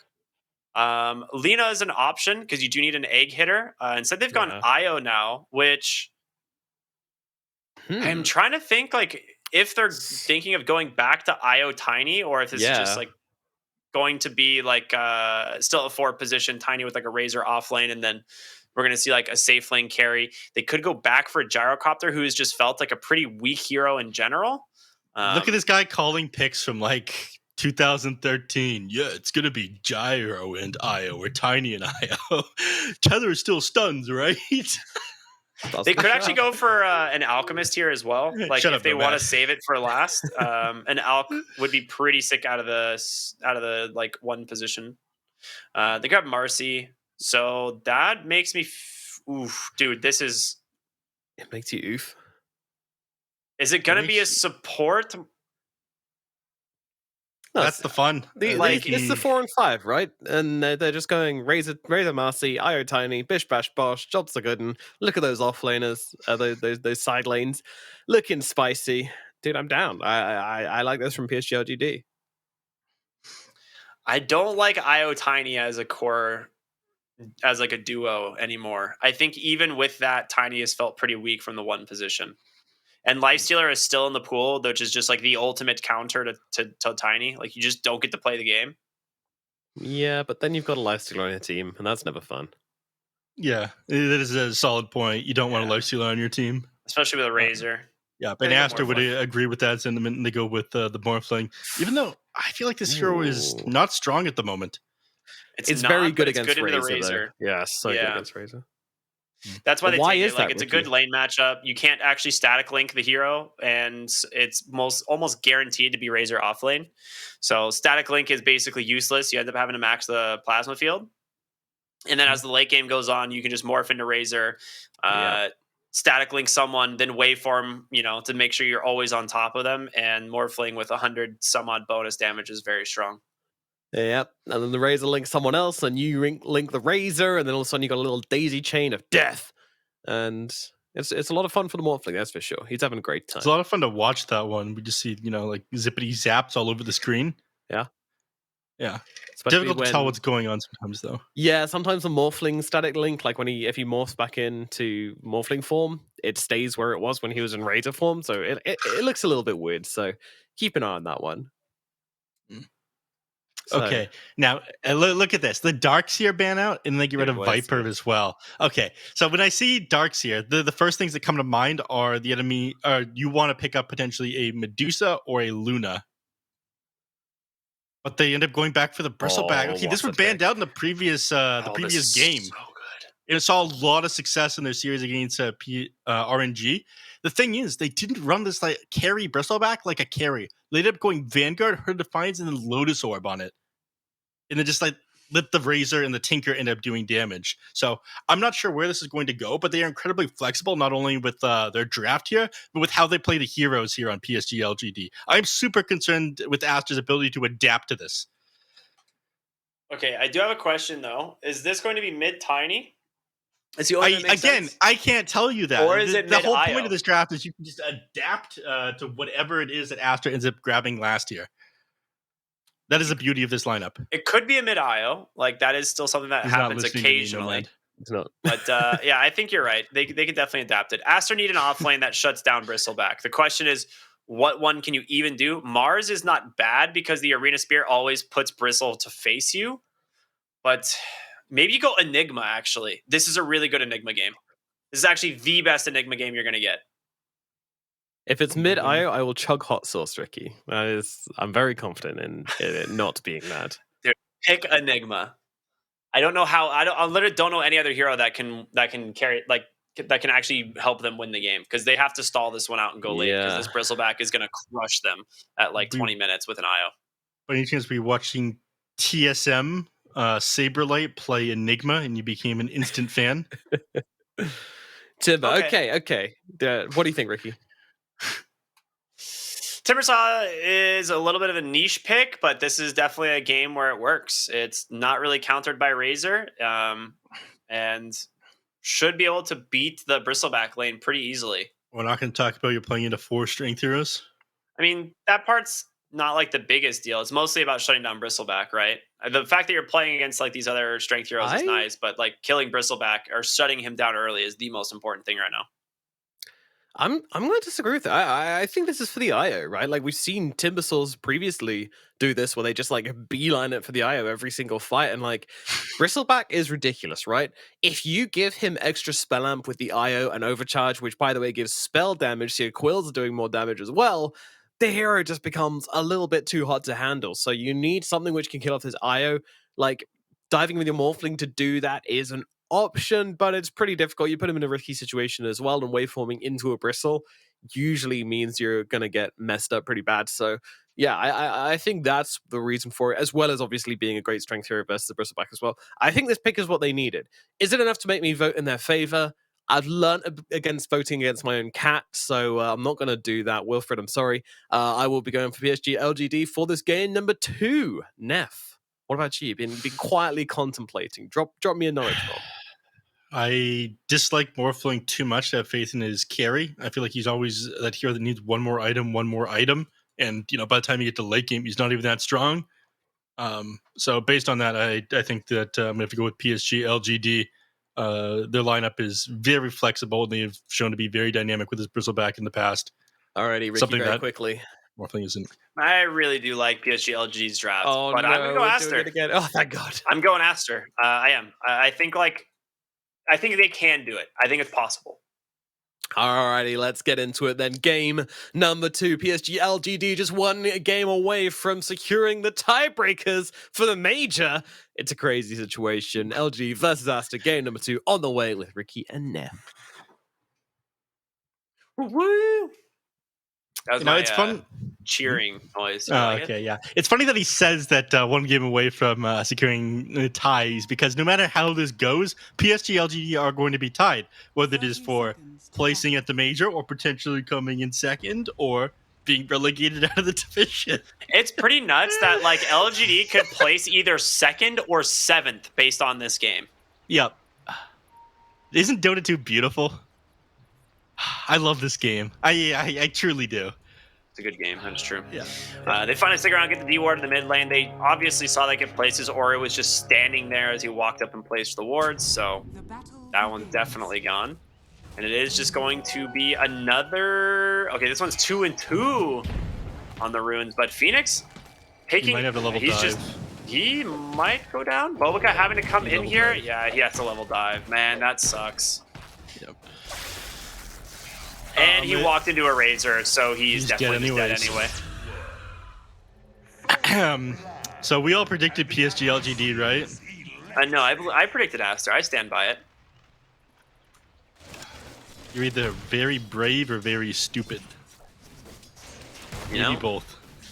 In the new game mode, Dark Moon, if you are the only person to die in a round, there's an achievement that you get, and it says Brave or Stupidity. And I stick with Bravery. I see. Whatever helps, buddy. I am very worried about you, though. Gave you the option to switch there. PSG.LGD, they're off to God, Monet's just getting run down now. Yeah, he has It's a lot. He has attribute shift level 1. He's still not level 2. And Jin Q, just like the dispose, it gives him enough time to actually set up some static link damage, which is kind of cool. And bottom lane, they don't really have any ability to pressure quite yet, as he does have 1 point in the reactive armor. He needs to get to the Whirling Death to be able to start actually pressuring out the Bristleback. So once again, lane's going to go the way of LGD. At least these first few levels, we'll see how they, if Aster's able to stabilize them in a little bit. Yeah, look at the confidence here of Ame. He walks in between the tier 1 and 2 towers. He's taking a lot of damage with this one, though. He's not level 2 himself yet, so no Bristleback to proc Quill Sprays or do extra damage to these heroes. Yeah, but he took a lot of damage there. There does have a headdress, so you do have regen, but not great. He got punished for that pretty heavily. This is what you do on melee support offlaners, though. You play with the creep wave, but if the enemies can't stop you, you try to pull it between your tier 1 and 2 tower. That way you're able to deny the entire creep wave. So Ame was trying to get what he could from that instead of just allowing that to happen. But he takes a lot of damage as punishment for it. And that's a big wave coming into the tower, though. This is Bristleback's dream. I wouldn't be surprised if Innocence like walks away, so Ame can eat more of this XP and get closer to like level 3 or 4. Be able to run people down with Nasal Goo. We'll get the pull in the lane, though, so Bobica will be able to pull the Equilibrium back and deny a little bit here. And you're right, he is going to back off, let him try and soak some solo XP under the tower, as why he's going to try and contest the pull there, but... yeah, overall, lane's going pretty well for Aster, as expected, or Aster for PSG.LGD, as expected to start things off. Ori mid lane is also getting bullied by the Tiny, and this is one of those matchups that's not great for the puck, right? Like, you eventually outfarm him because of your ability to just farm the small camp with Orb, but in terms of like CSing in the wave, Tiny like has a pretty big advantage. Yeah, you have to be careful with going to farm with Orb right now as well. Otherwise, Tiny's just going to run at you if you don't have that escape ability. Walk you down with tons of damage. So, it's this is rough for Ori. I mean, 2 games in a row. Oh my god, he just took so much damage in the mid lane. He's gonna go after get his bounty rune. He has no choice. Salves himself. Yeah. Orbs over to the bounty rune. Nice heads up play there. Yeah, but this is like the best he's able to do. Now he's trying to push in the wave to the tower here. Nothing to say, just auto-attacking the creeps. Well, denying a lot of the creeps, rather. Trying to stop Ori from being able to get anything as he comes back into the lane. So every lane not going so well. Networth is still relatively even. We're only like 3 minutes into this. They are getting punished super heavily by PSG.LGD. They're looking on point today. They're going to try and pressure this Bristleback, but honestly, Wise just giving him like 25 HP regen, and he has a Ring of Health. So he's just regenning like 30 health a second. Yep. He's putting multiple points into the tether as well, rather than going points into overcharge. I mean, you guys talked about this one. It is incredibly effective with the Bristleback. There's just huge synergy between IO and BB. So your lane that is, supposed to dominate strength heroes, or melee heroes for that matter, the Monkey King and the Timbersaw, is struggling to fight to the Bristleback and the IO. It is impressive to see. So 2 games in a row now. Ame is putting the hurt onto XSS in the off lane. He's going to have to go for, play the level 6 timing on the Timbersaw and just hope to snipe the IO. Because if IO is alive, you're never killing this Bristleback. Yep. 100%. When his courier ends up going down, Xin Q managed to snipe that one. I don't even... No, he didn't even have vision of that, so... He gets it with the boots on it as well. Yeah. So rough. 5 minutes rolls around, so nighttime. The heroes start to make rotations. Bunky can get a TP up to the top lane, and looks like Faith Beyond trying to run these heroes down underneath the tower. There's 3 heroes move up to the top. Faith Beyond could get punished for this. Question is, will he get punished for it? You do have a Primal Spring available. Please punish him. About a second. Oh, doesn't actually find anything quite yet. Up onto the high ground. Will be able to connect onto the Razor. Continue to slow the Bound the Strike is there. Monet with the waveform on forward, getting the last auto attack. So they do punish Faith Beyond like you were talking about. And XXS will be able to just sit bottom solo now that he is level 5 on the Timbersaw. He's got the 3 points in the reactive armor. So it's like the reverse of last game, right? Where you just leave the Naga Siren. Now Timbersaw just does Timbersaw things, right? He can do whatever he wants. It's going to make space for this Monkey King to rotate around the map now. Yeah. We could talk about what the Bristleback's doing in his lane as well. I mean, he's only level 4. He's got a decent-sized creep wave here, but he's going for the same thing that we saw him go in the game against RNG. He opens with this Vanguard. Unfortunately, against a Timbersaw, not incredibly useful, as it's all magic damage. Just like right-click trades that he gets off every so often onto Ame. Not super effective, but you're not going to deal with this Chakram whirling death spam once it comes out, once he hits you level 6. It's technically all pure damage, which doesn't help either way, but you're right, yeah. So, well, I mean, like a different build will allow you to like trade into XSS and do damage to him. Well, I guess there's no trading into him when he's got 3 points reactive armor. I just wanted to add here as well. Ame is playing on the highest APM hero in the game, Bristleback. That's going to be very tricky when he's playing with his feet. You do have a point. The man might be very dexterous, though. I mean, he does. Actually, I know ambidextrous is a thing where you can use both hands. Does that technically count for feet as well? No, it does not. I don't know what that's called. Nomad, can we look that one up? I guess like feet. The medical term is like petty, so it's like be like petty dexterous. Who knows? I don't. Oh, nothing to say. Misses his toss target in the mid lane. Oh. Sitting up on the puck here, I feel like is pretty ambitious. He did end up just using his illusionary orb, but again, 3 points in it, cooldown only 10 seconds. They don't have a large window to go for Oi. Plus, they'd be diving into the tower here when he's got Dream Coil up. It's something that they're a little bit hesitant to do. So, regardless of having this Marcy and having the IO making rotations right now, they don't manage to connect with anything and set up any kills. Nothing like in the last game where they just, went all in on that mid-tier 1 tower. So this game not looking to be so cut and dry as the previous one. Bottom lane, looks like they might try and punish XXS here. Never mind, they just TP it on Y. He's got 6 Quill Spray charges because of the amount of damage he was dishing out there. And just like that, Bristleback pretty much back to full HP thanks to the IO. Mid lane, though, they are committing pretty heavily here. They want to try and... I don't know nothing to say, but it's just the supports. DD Phoenix, though, I mean, it's a decent chunk of damage. I mean, it's whatever.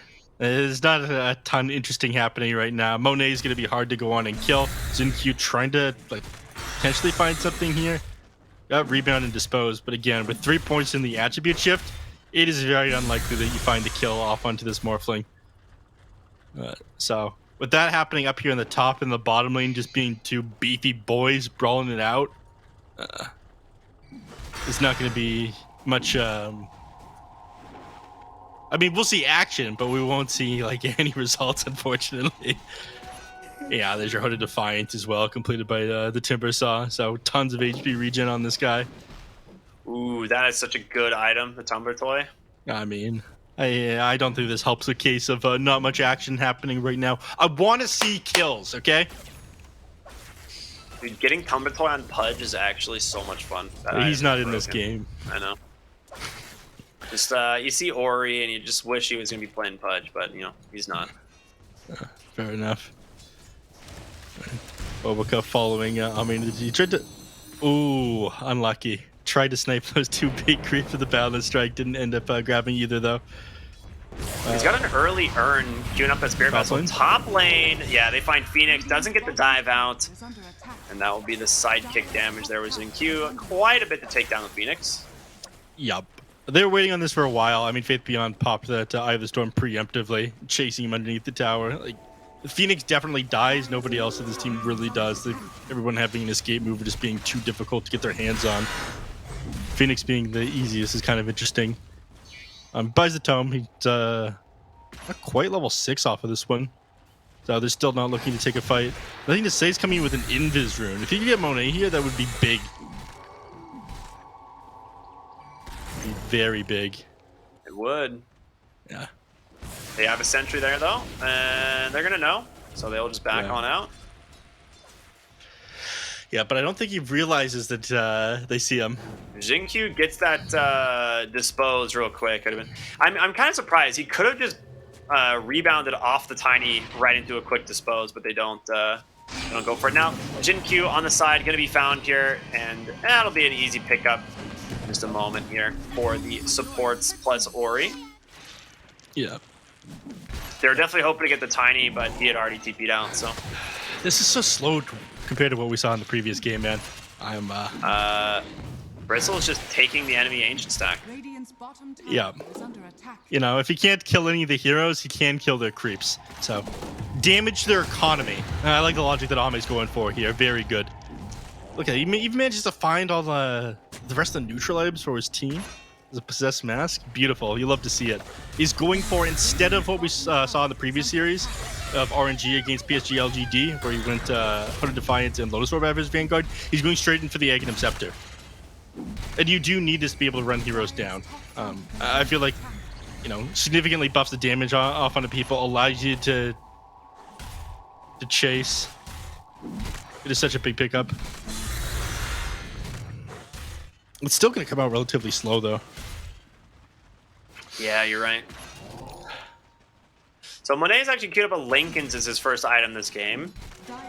Be able to maybe dodge out the Dispose or the Static Link potentially. I guess that's like the most. Those are the things he's worried mostly about. I'm not a big fan of Morphlings going for Lincoln's here first. I feel like it slows down your farming way too much. Would you like to see like a Yasha instead?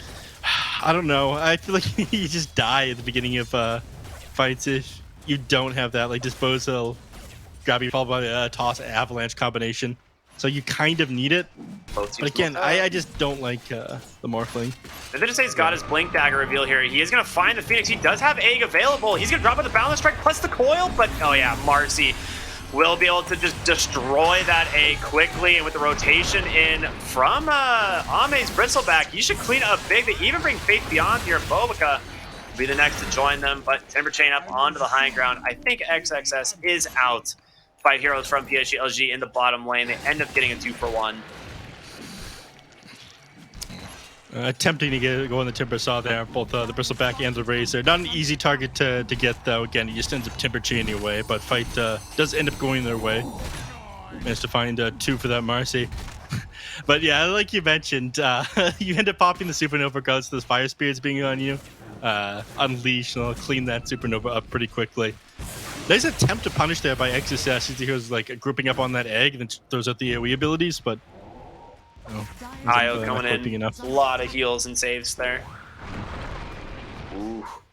They almost managed to find Bobica there, and Balance Strike does come out. The nice, beautiful toss back plus the Dispose will clean up that Monkey King. The question is, can they get more of the relocate in from Y? He's managed to find them, but Razor now trying to run away from Monet as he's done a lot of damage here on this Morphling.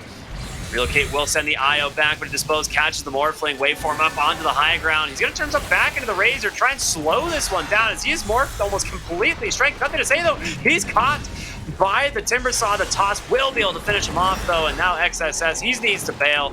They've got way too much momentum here on the side of LGD, and they are looking to keep it alive. The Blink, toss back, it's found the Phoenix. One quick swipe of the tree. Be a triple kill for the Tiny. Ame keeping his eyes on the prize the whole time, just chasing down this Morphling. Man isn't able to contribute anything in that last team fight. Ends up doing so much damage to everybody as well. Once he gets the Aghanim Scepter, this becomes even worse. So finally we see a little bit of action happening. Got to go to XSS as well. They don't toss him back onto anybody. I think he's trying to get the Dispose. They don't. They do have Coil, but they would need to hit a multi-hero Coil. They do. They manage to catch Tiny on the side, and he snaps it, and there's going to be the Nova. Silence up the Marcy. No chance to pop that Unleash, and they're going to try and stay on top of the Tiny, the Blink in one. Can they cancel? They can with the Sunray, and the Chakram there as well. So they will bring him down, potentially down to 100 HP, but he's going to be kept alive by Y. The Fire Spirit's not enough. So with all of that committed, you only get the Marcy again. Yeah, they definitely overstayed their welcome there, though. Hung around for way too long. And even further pushing your luck, thinking you'd be able to get on top of that Phoenix egg and blow it up with your Unleash. A bold move there by Zinkyo. Dude, it is 16 minutes in the game, and Ori still does not have his Witchblade. I mean, he doesn't have much. 2 games in a row, he struggled quite a bit. This game ends up just getting like bursted down. Can't manage to find any kills either. Everyone is just too tanky. This is the issue that you have when you're playing pucking against all these strength heroes. Normally you do tons of damage, you make a couple of rotations, you're in it, but 5.6k net worth here at 16 minutes of the game is just not great. XXS in a lot of trouble. The relocate comes in. Oh, it breaks the tree on the dive! No way! XXS goes down, and now they're chasing for the Phoenix. They got him. Ori will survive, but that is a little unfortunate there for the Timbersaw. Yeah, I hate to see it. And that's the brand new Agnum's reveal here from the Bristleback. This is when things get scary. This is why I was a little skeptical of the Timbersaw, man. Like, it into the IO, you don't have the burst damage to actually kill these heroes. And, like, yes, they're all strength heroes, but so what, almost? Like, I don't know. This hero is already starting to fall off, and it's only 16 minutes into the game. They're going to turn their attention to Roche. Yeah, hasn't been able to get on top of this IO like you were talking about either. It's just been struggling to get past everybody else. And now that you're running like through everybody as a Bristleback has his Aghanim Scepter and just be tearing through your team. XXS is in, and he's in a lot of trouble. Dispose, he's just dead. Surrounded by 4. Nobody there to back him up. Yeah, meanwhile, buyback not available. He ended up losing Morphling as well. Toss Avalanche combination ends up coming out from the Tiny. And he's just dead as well. And that's an Aegis. 7k gold lead. The game just suddenly falling to pieces for the side of Aster. And it's about to get worse. Yeah, it certainly is. I mean, it is just your support, but it is just getting a little bit uncontrollable. The Avalanche toss. They found Ori this time. Oh my god. Yep. Okay. This is Aster have officially crumbled. Yep. This is one of the reasons why Morphling is not a popular pick against Mr. Tiny. Tiny has a 75% win rate against Morphling so far in the DPC. So just 2 minutes ago, this game was like about a 4k gold lead, and it is now 6,000 gold extra on top of that. So in 2 minutes, they've accelerated their gold lead by 6k. That's 10, if my math is correct. No, 10 now. They had a 4k gold advantage. It is now 10. They added 6, and now that makes it 10. Yeah. I was trying to do numbers. I was hoping you'd be proud of me. It's all right. I forgive you. All right, there's absolutely no way for them to defend this tower either. It doesn't look like they're making a movement up here to defend it. In fact, I mean, how do you fight to this Bristleback with the Aegis? You just don't. He just does what he wants now. You don't like this is the thing. You have no hero that deals with Bristleback. Like you're trying to get a vessel on this 4th position monkey who will eventually. Your Morphling doesn't beat him. Your Timbersaw doesn't even come close to doing enough damage to deal with him. You have a Puck who just can maybe snipe supports.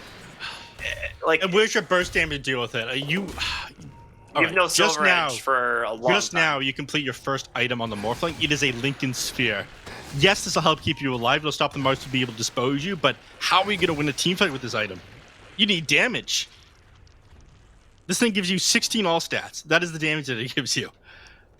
There's just no way for them to fight into them.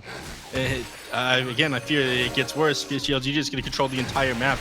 We had decent vision of you like trying to move into your jungle with the observer wards they placed, and now they're making a movement to take over control of your triangle.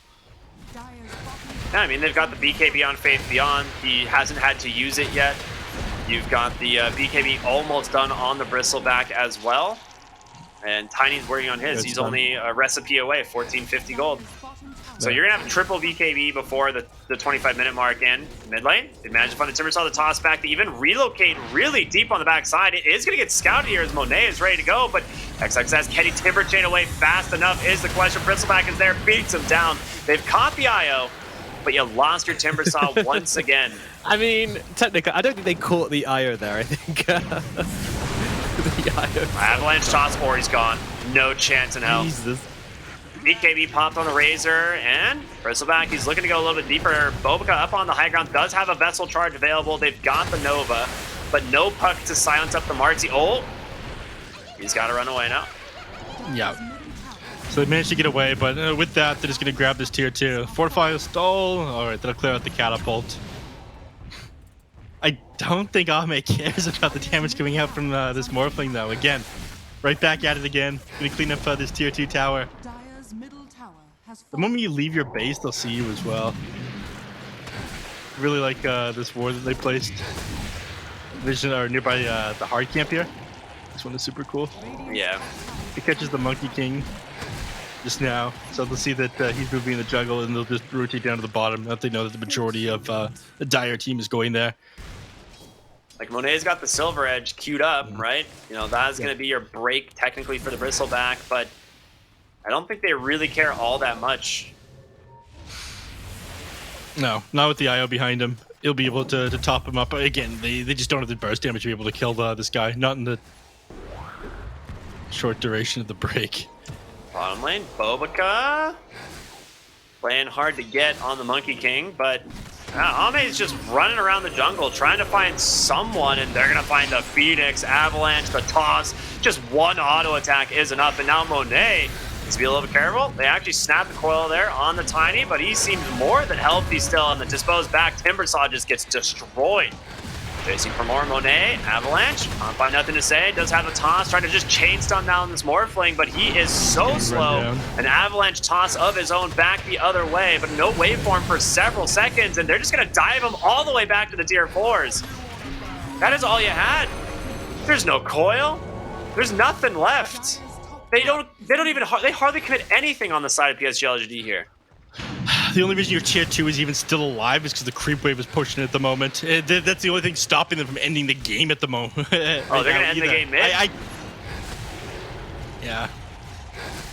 Yeah, they're just running down this Phoenix. I don't see how they defend from this one. Dream Troll's back up on cooldown another 20 seconds. Morphling dead for another 20. But again, all he has is this Lincoln Sphere.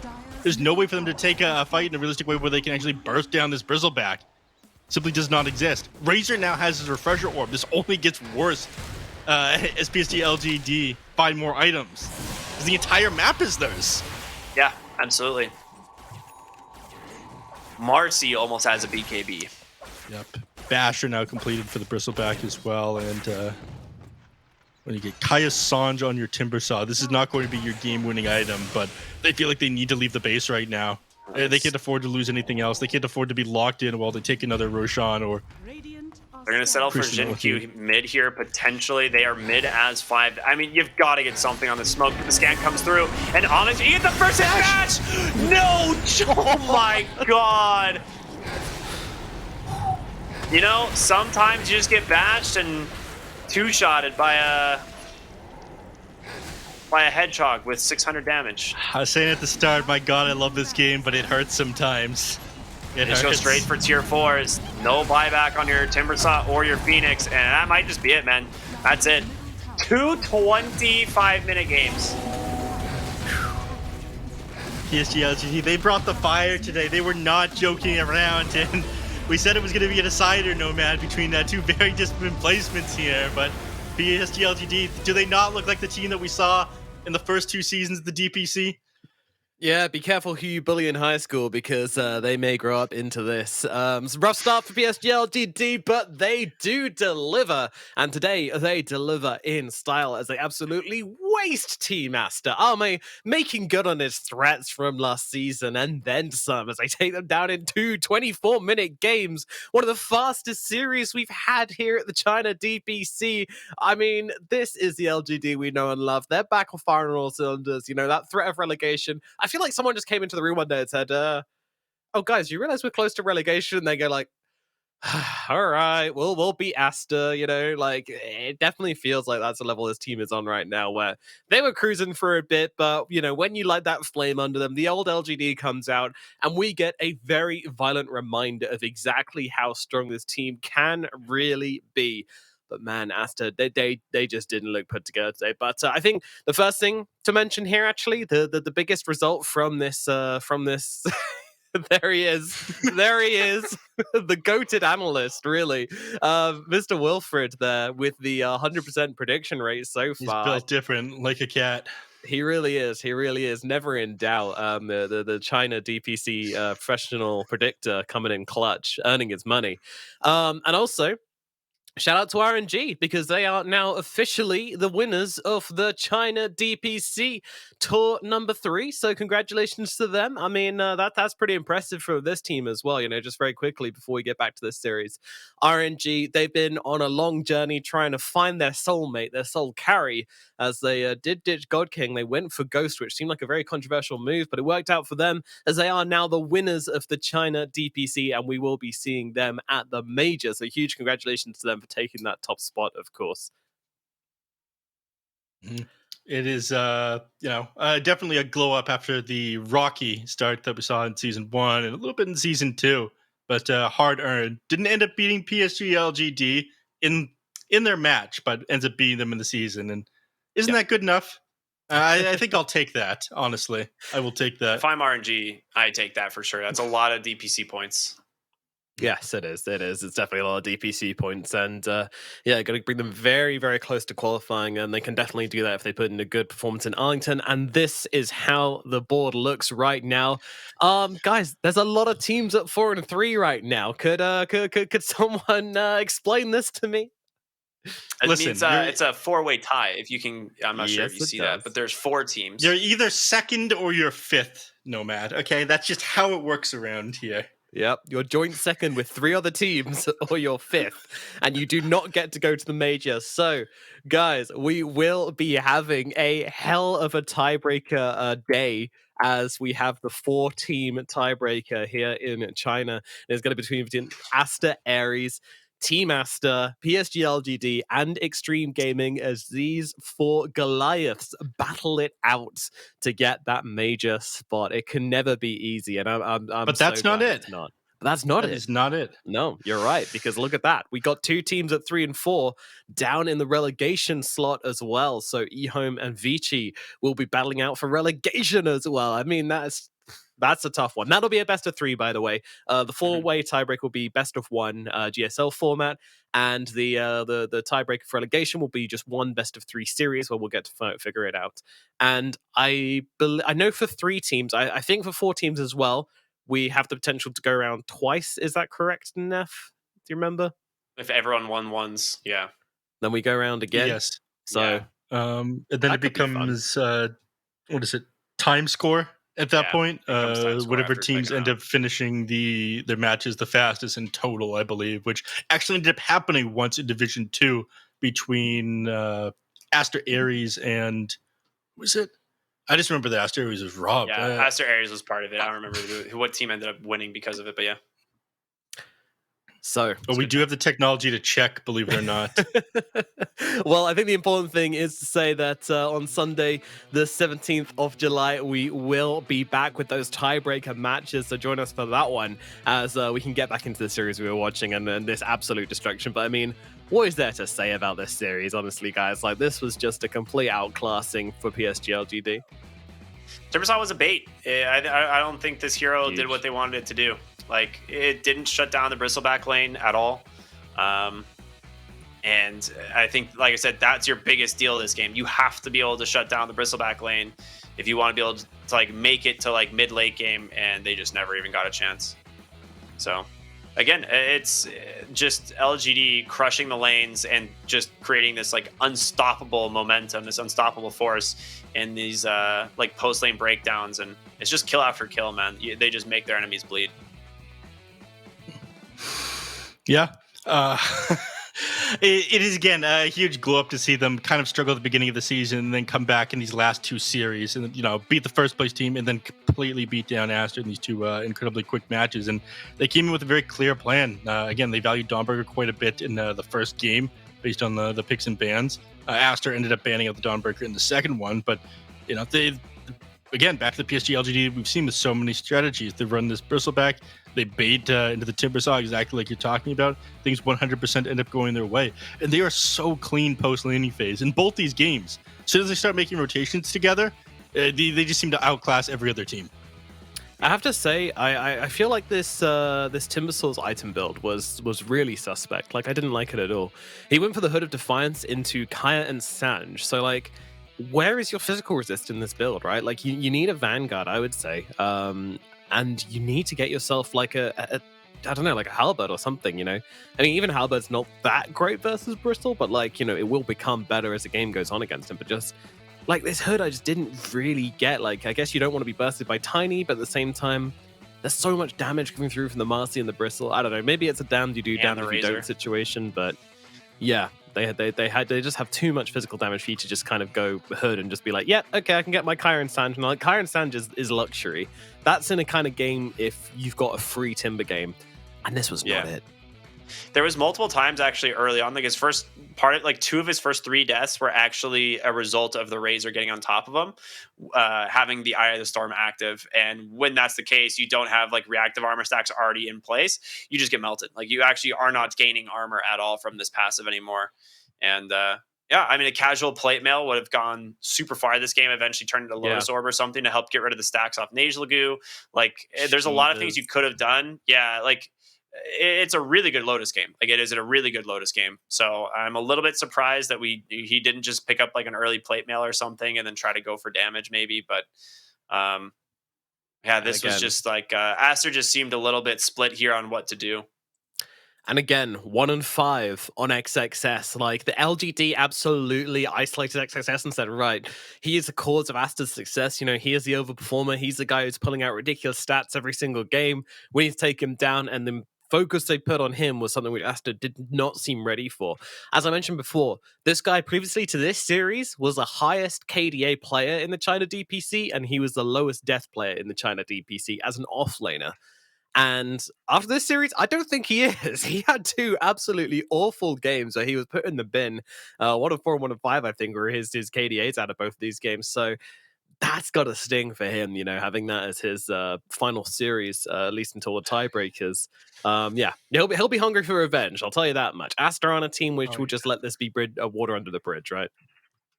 No, they're going to want to bounce back from this one, and I imagine they'll do it in style. At least I hope they will.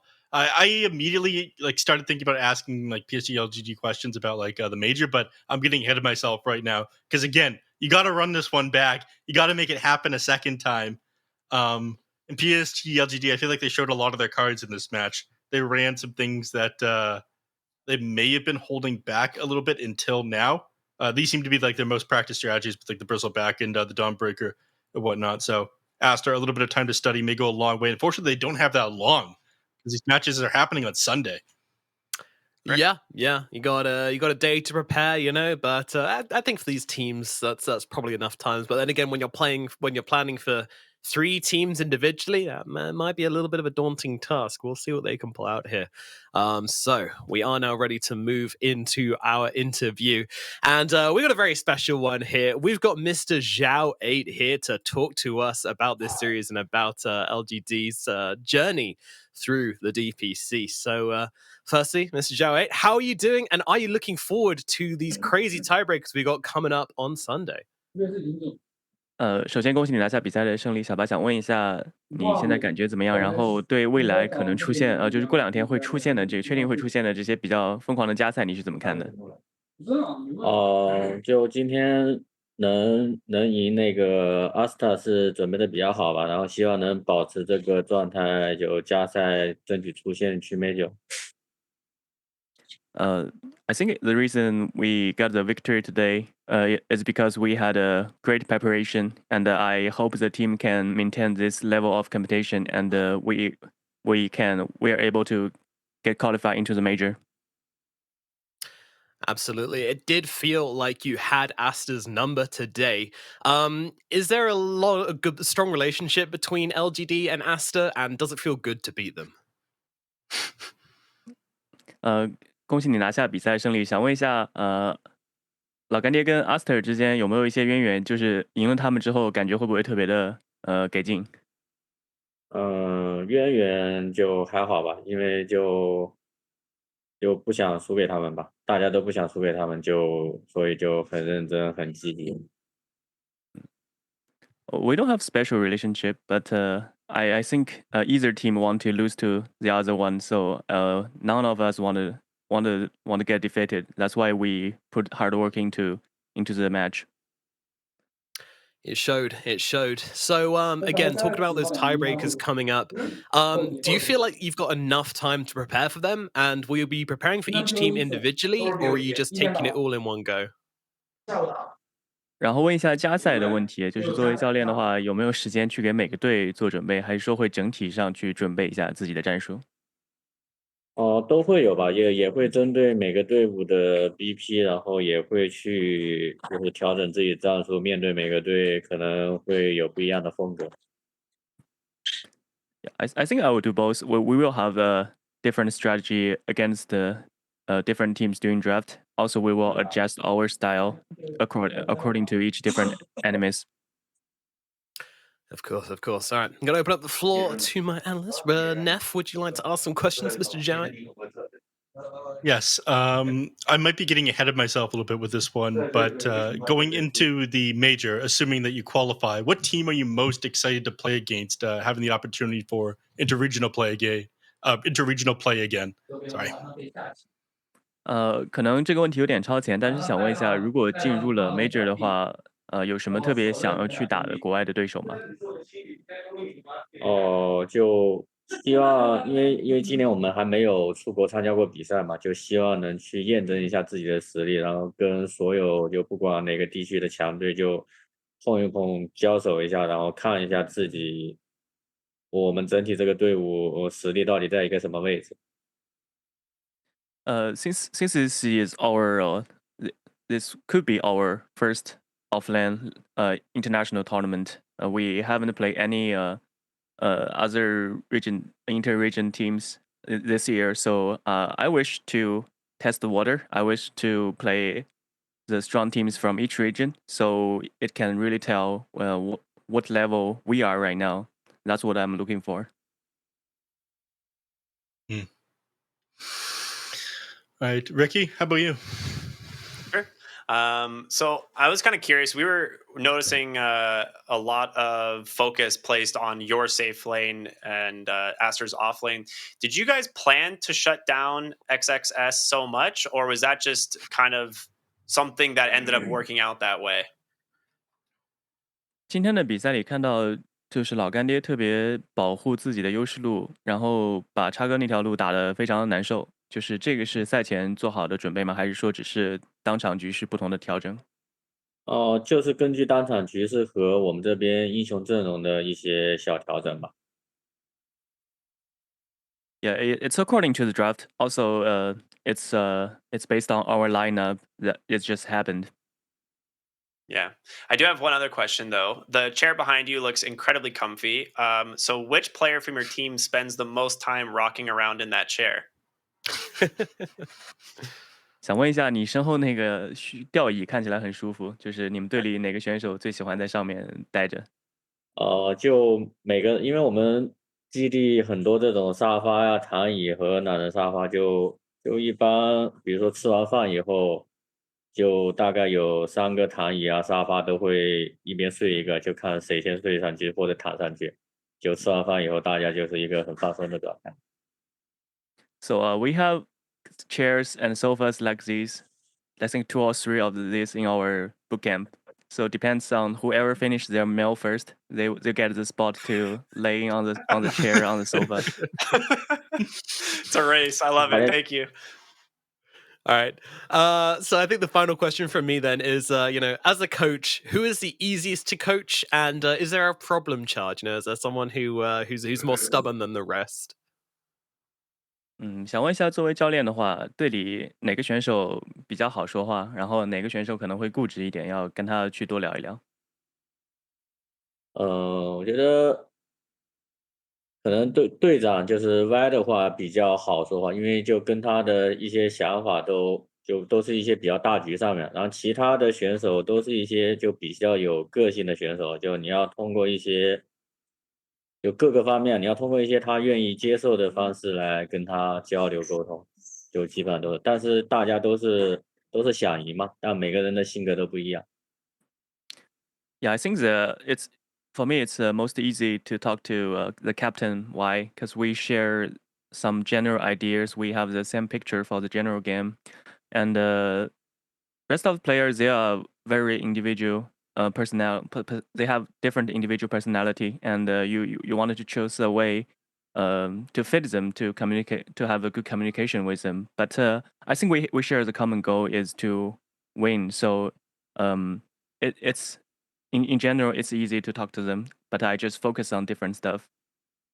Yeah, of course, the diplomatic answer. I do actually have one more question, and this is a spicy one. Who do you think is going to get relegated on Sunday? 想问一下你一个比较严肃的问题啊，你觉得谁周日会被降级？会被降级。我觉得那个清茶可能会被降级吧，因为看起来我们其他3支队伍会实力更强一点嘛，然后经验上面也是，可能准备也会做得更好一点。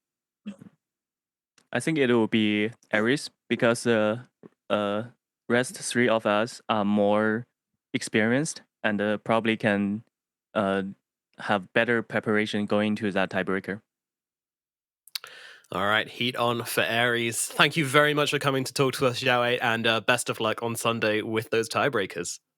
谢谢。感谢你接受我们的采访，希望你加载好运。谢谢。Thank you. Yeah, I must say, I think the problem child is definitely Ame, but he was sitting right behind him, so he couldn't say it. You know, I'm just putting that out there, guys. I'm just putting that out there. He was on his phone. He wasn't even paying attention. I'm sure you would have gotten away with it.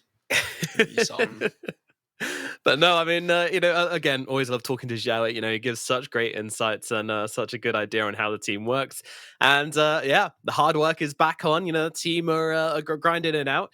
When it came down to it, they were like, okay, we need to qualify for the major now. Let's put our thinking hats on. And it seems like they came to this series with just a massive over preparedness to completely wipe the floor with Aries. And yeah, professionals. They've got to be scared. Sorry, with Aster, yeah, they got to be scared coming into this relegation. Do you agree? Do you think Aster Aries is the team which is going to get eliminated? Not go to the major. Eliminated. You're getting ahead of ourselves. It's the other series where someone's going to be eliminated in, but I don't know. I think it's too up in the air. The season was way too close to begin with. I do like Xiaowe's logic there, though, of them not having enough experience and not being able to prepare on such short notice. I think that does kind of benefit the newer teams, the 1 week prep time for each match. But when it really comes down to it, I think they have less resources to work with than some of these other teams with like bigger org backing. And unfortunately, you know, they're the academy team. They're the little brother. You know, you can have our analyst or our stats guys when we're done with them situation for Aster Aries. Ricky, what do you think? I agree. I think that was a pretty rational assessment of what's likely to happen on Sunday, but you know, we'll find out. You said that was rational? Thank you. No. What Zhao 8 said, not what you said. Oh, okay, not me. Okay. Yeah. Cool. Yeah. Don't get ahead of yourself, Neff. It's fine. I think he's right. I think, you know, Aster is definitely not the most likely candidate to advance to the major. So you guys aren't worried about Extreme and the fact that they've lost their last 2 series?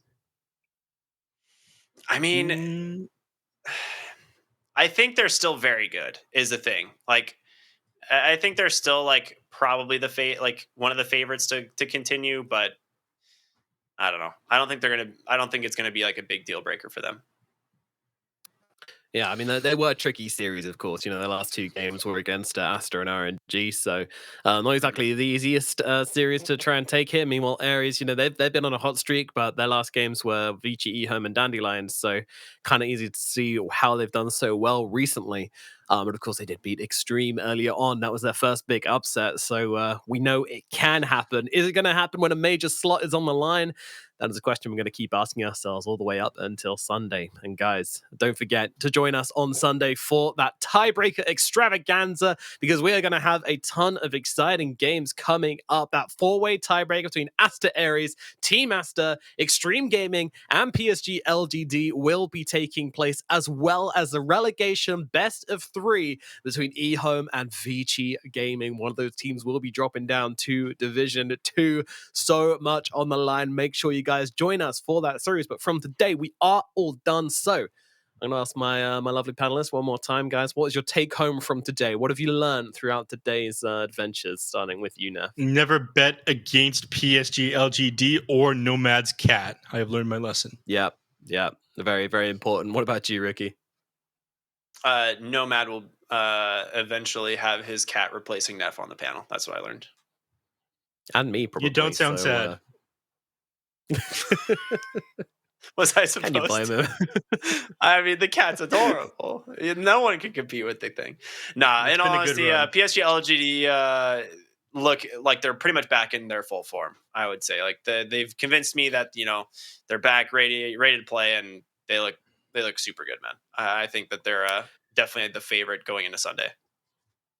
Yeah, a slow start, but they've been ramping up and a terrifyingly fast acceleration rate. I am worried. I think LGD are looking very much on form. Who will be knocked out? We just don't know yet, but join us on Sunday to find out. We will be saying goodbye today. Thank you so much for watching, and we'll see you next time. Adios. 成为英雄之前，你不曾拥有姓名。通向终点的路很长，但谁也无法预知结局。有人潜心暗影，谋而后动；有人拼尽全力，克敌机先。没有对与错，只有速度是唯一的答案。奔跑吧，在到达终点之前。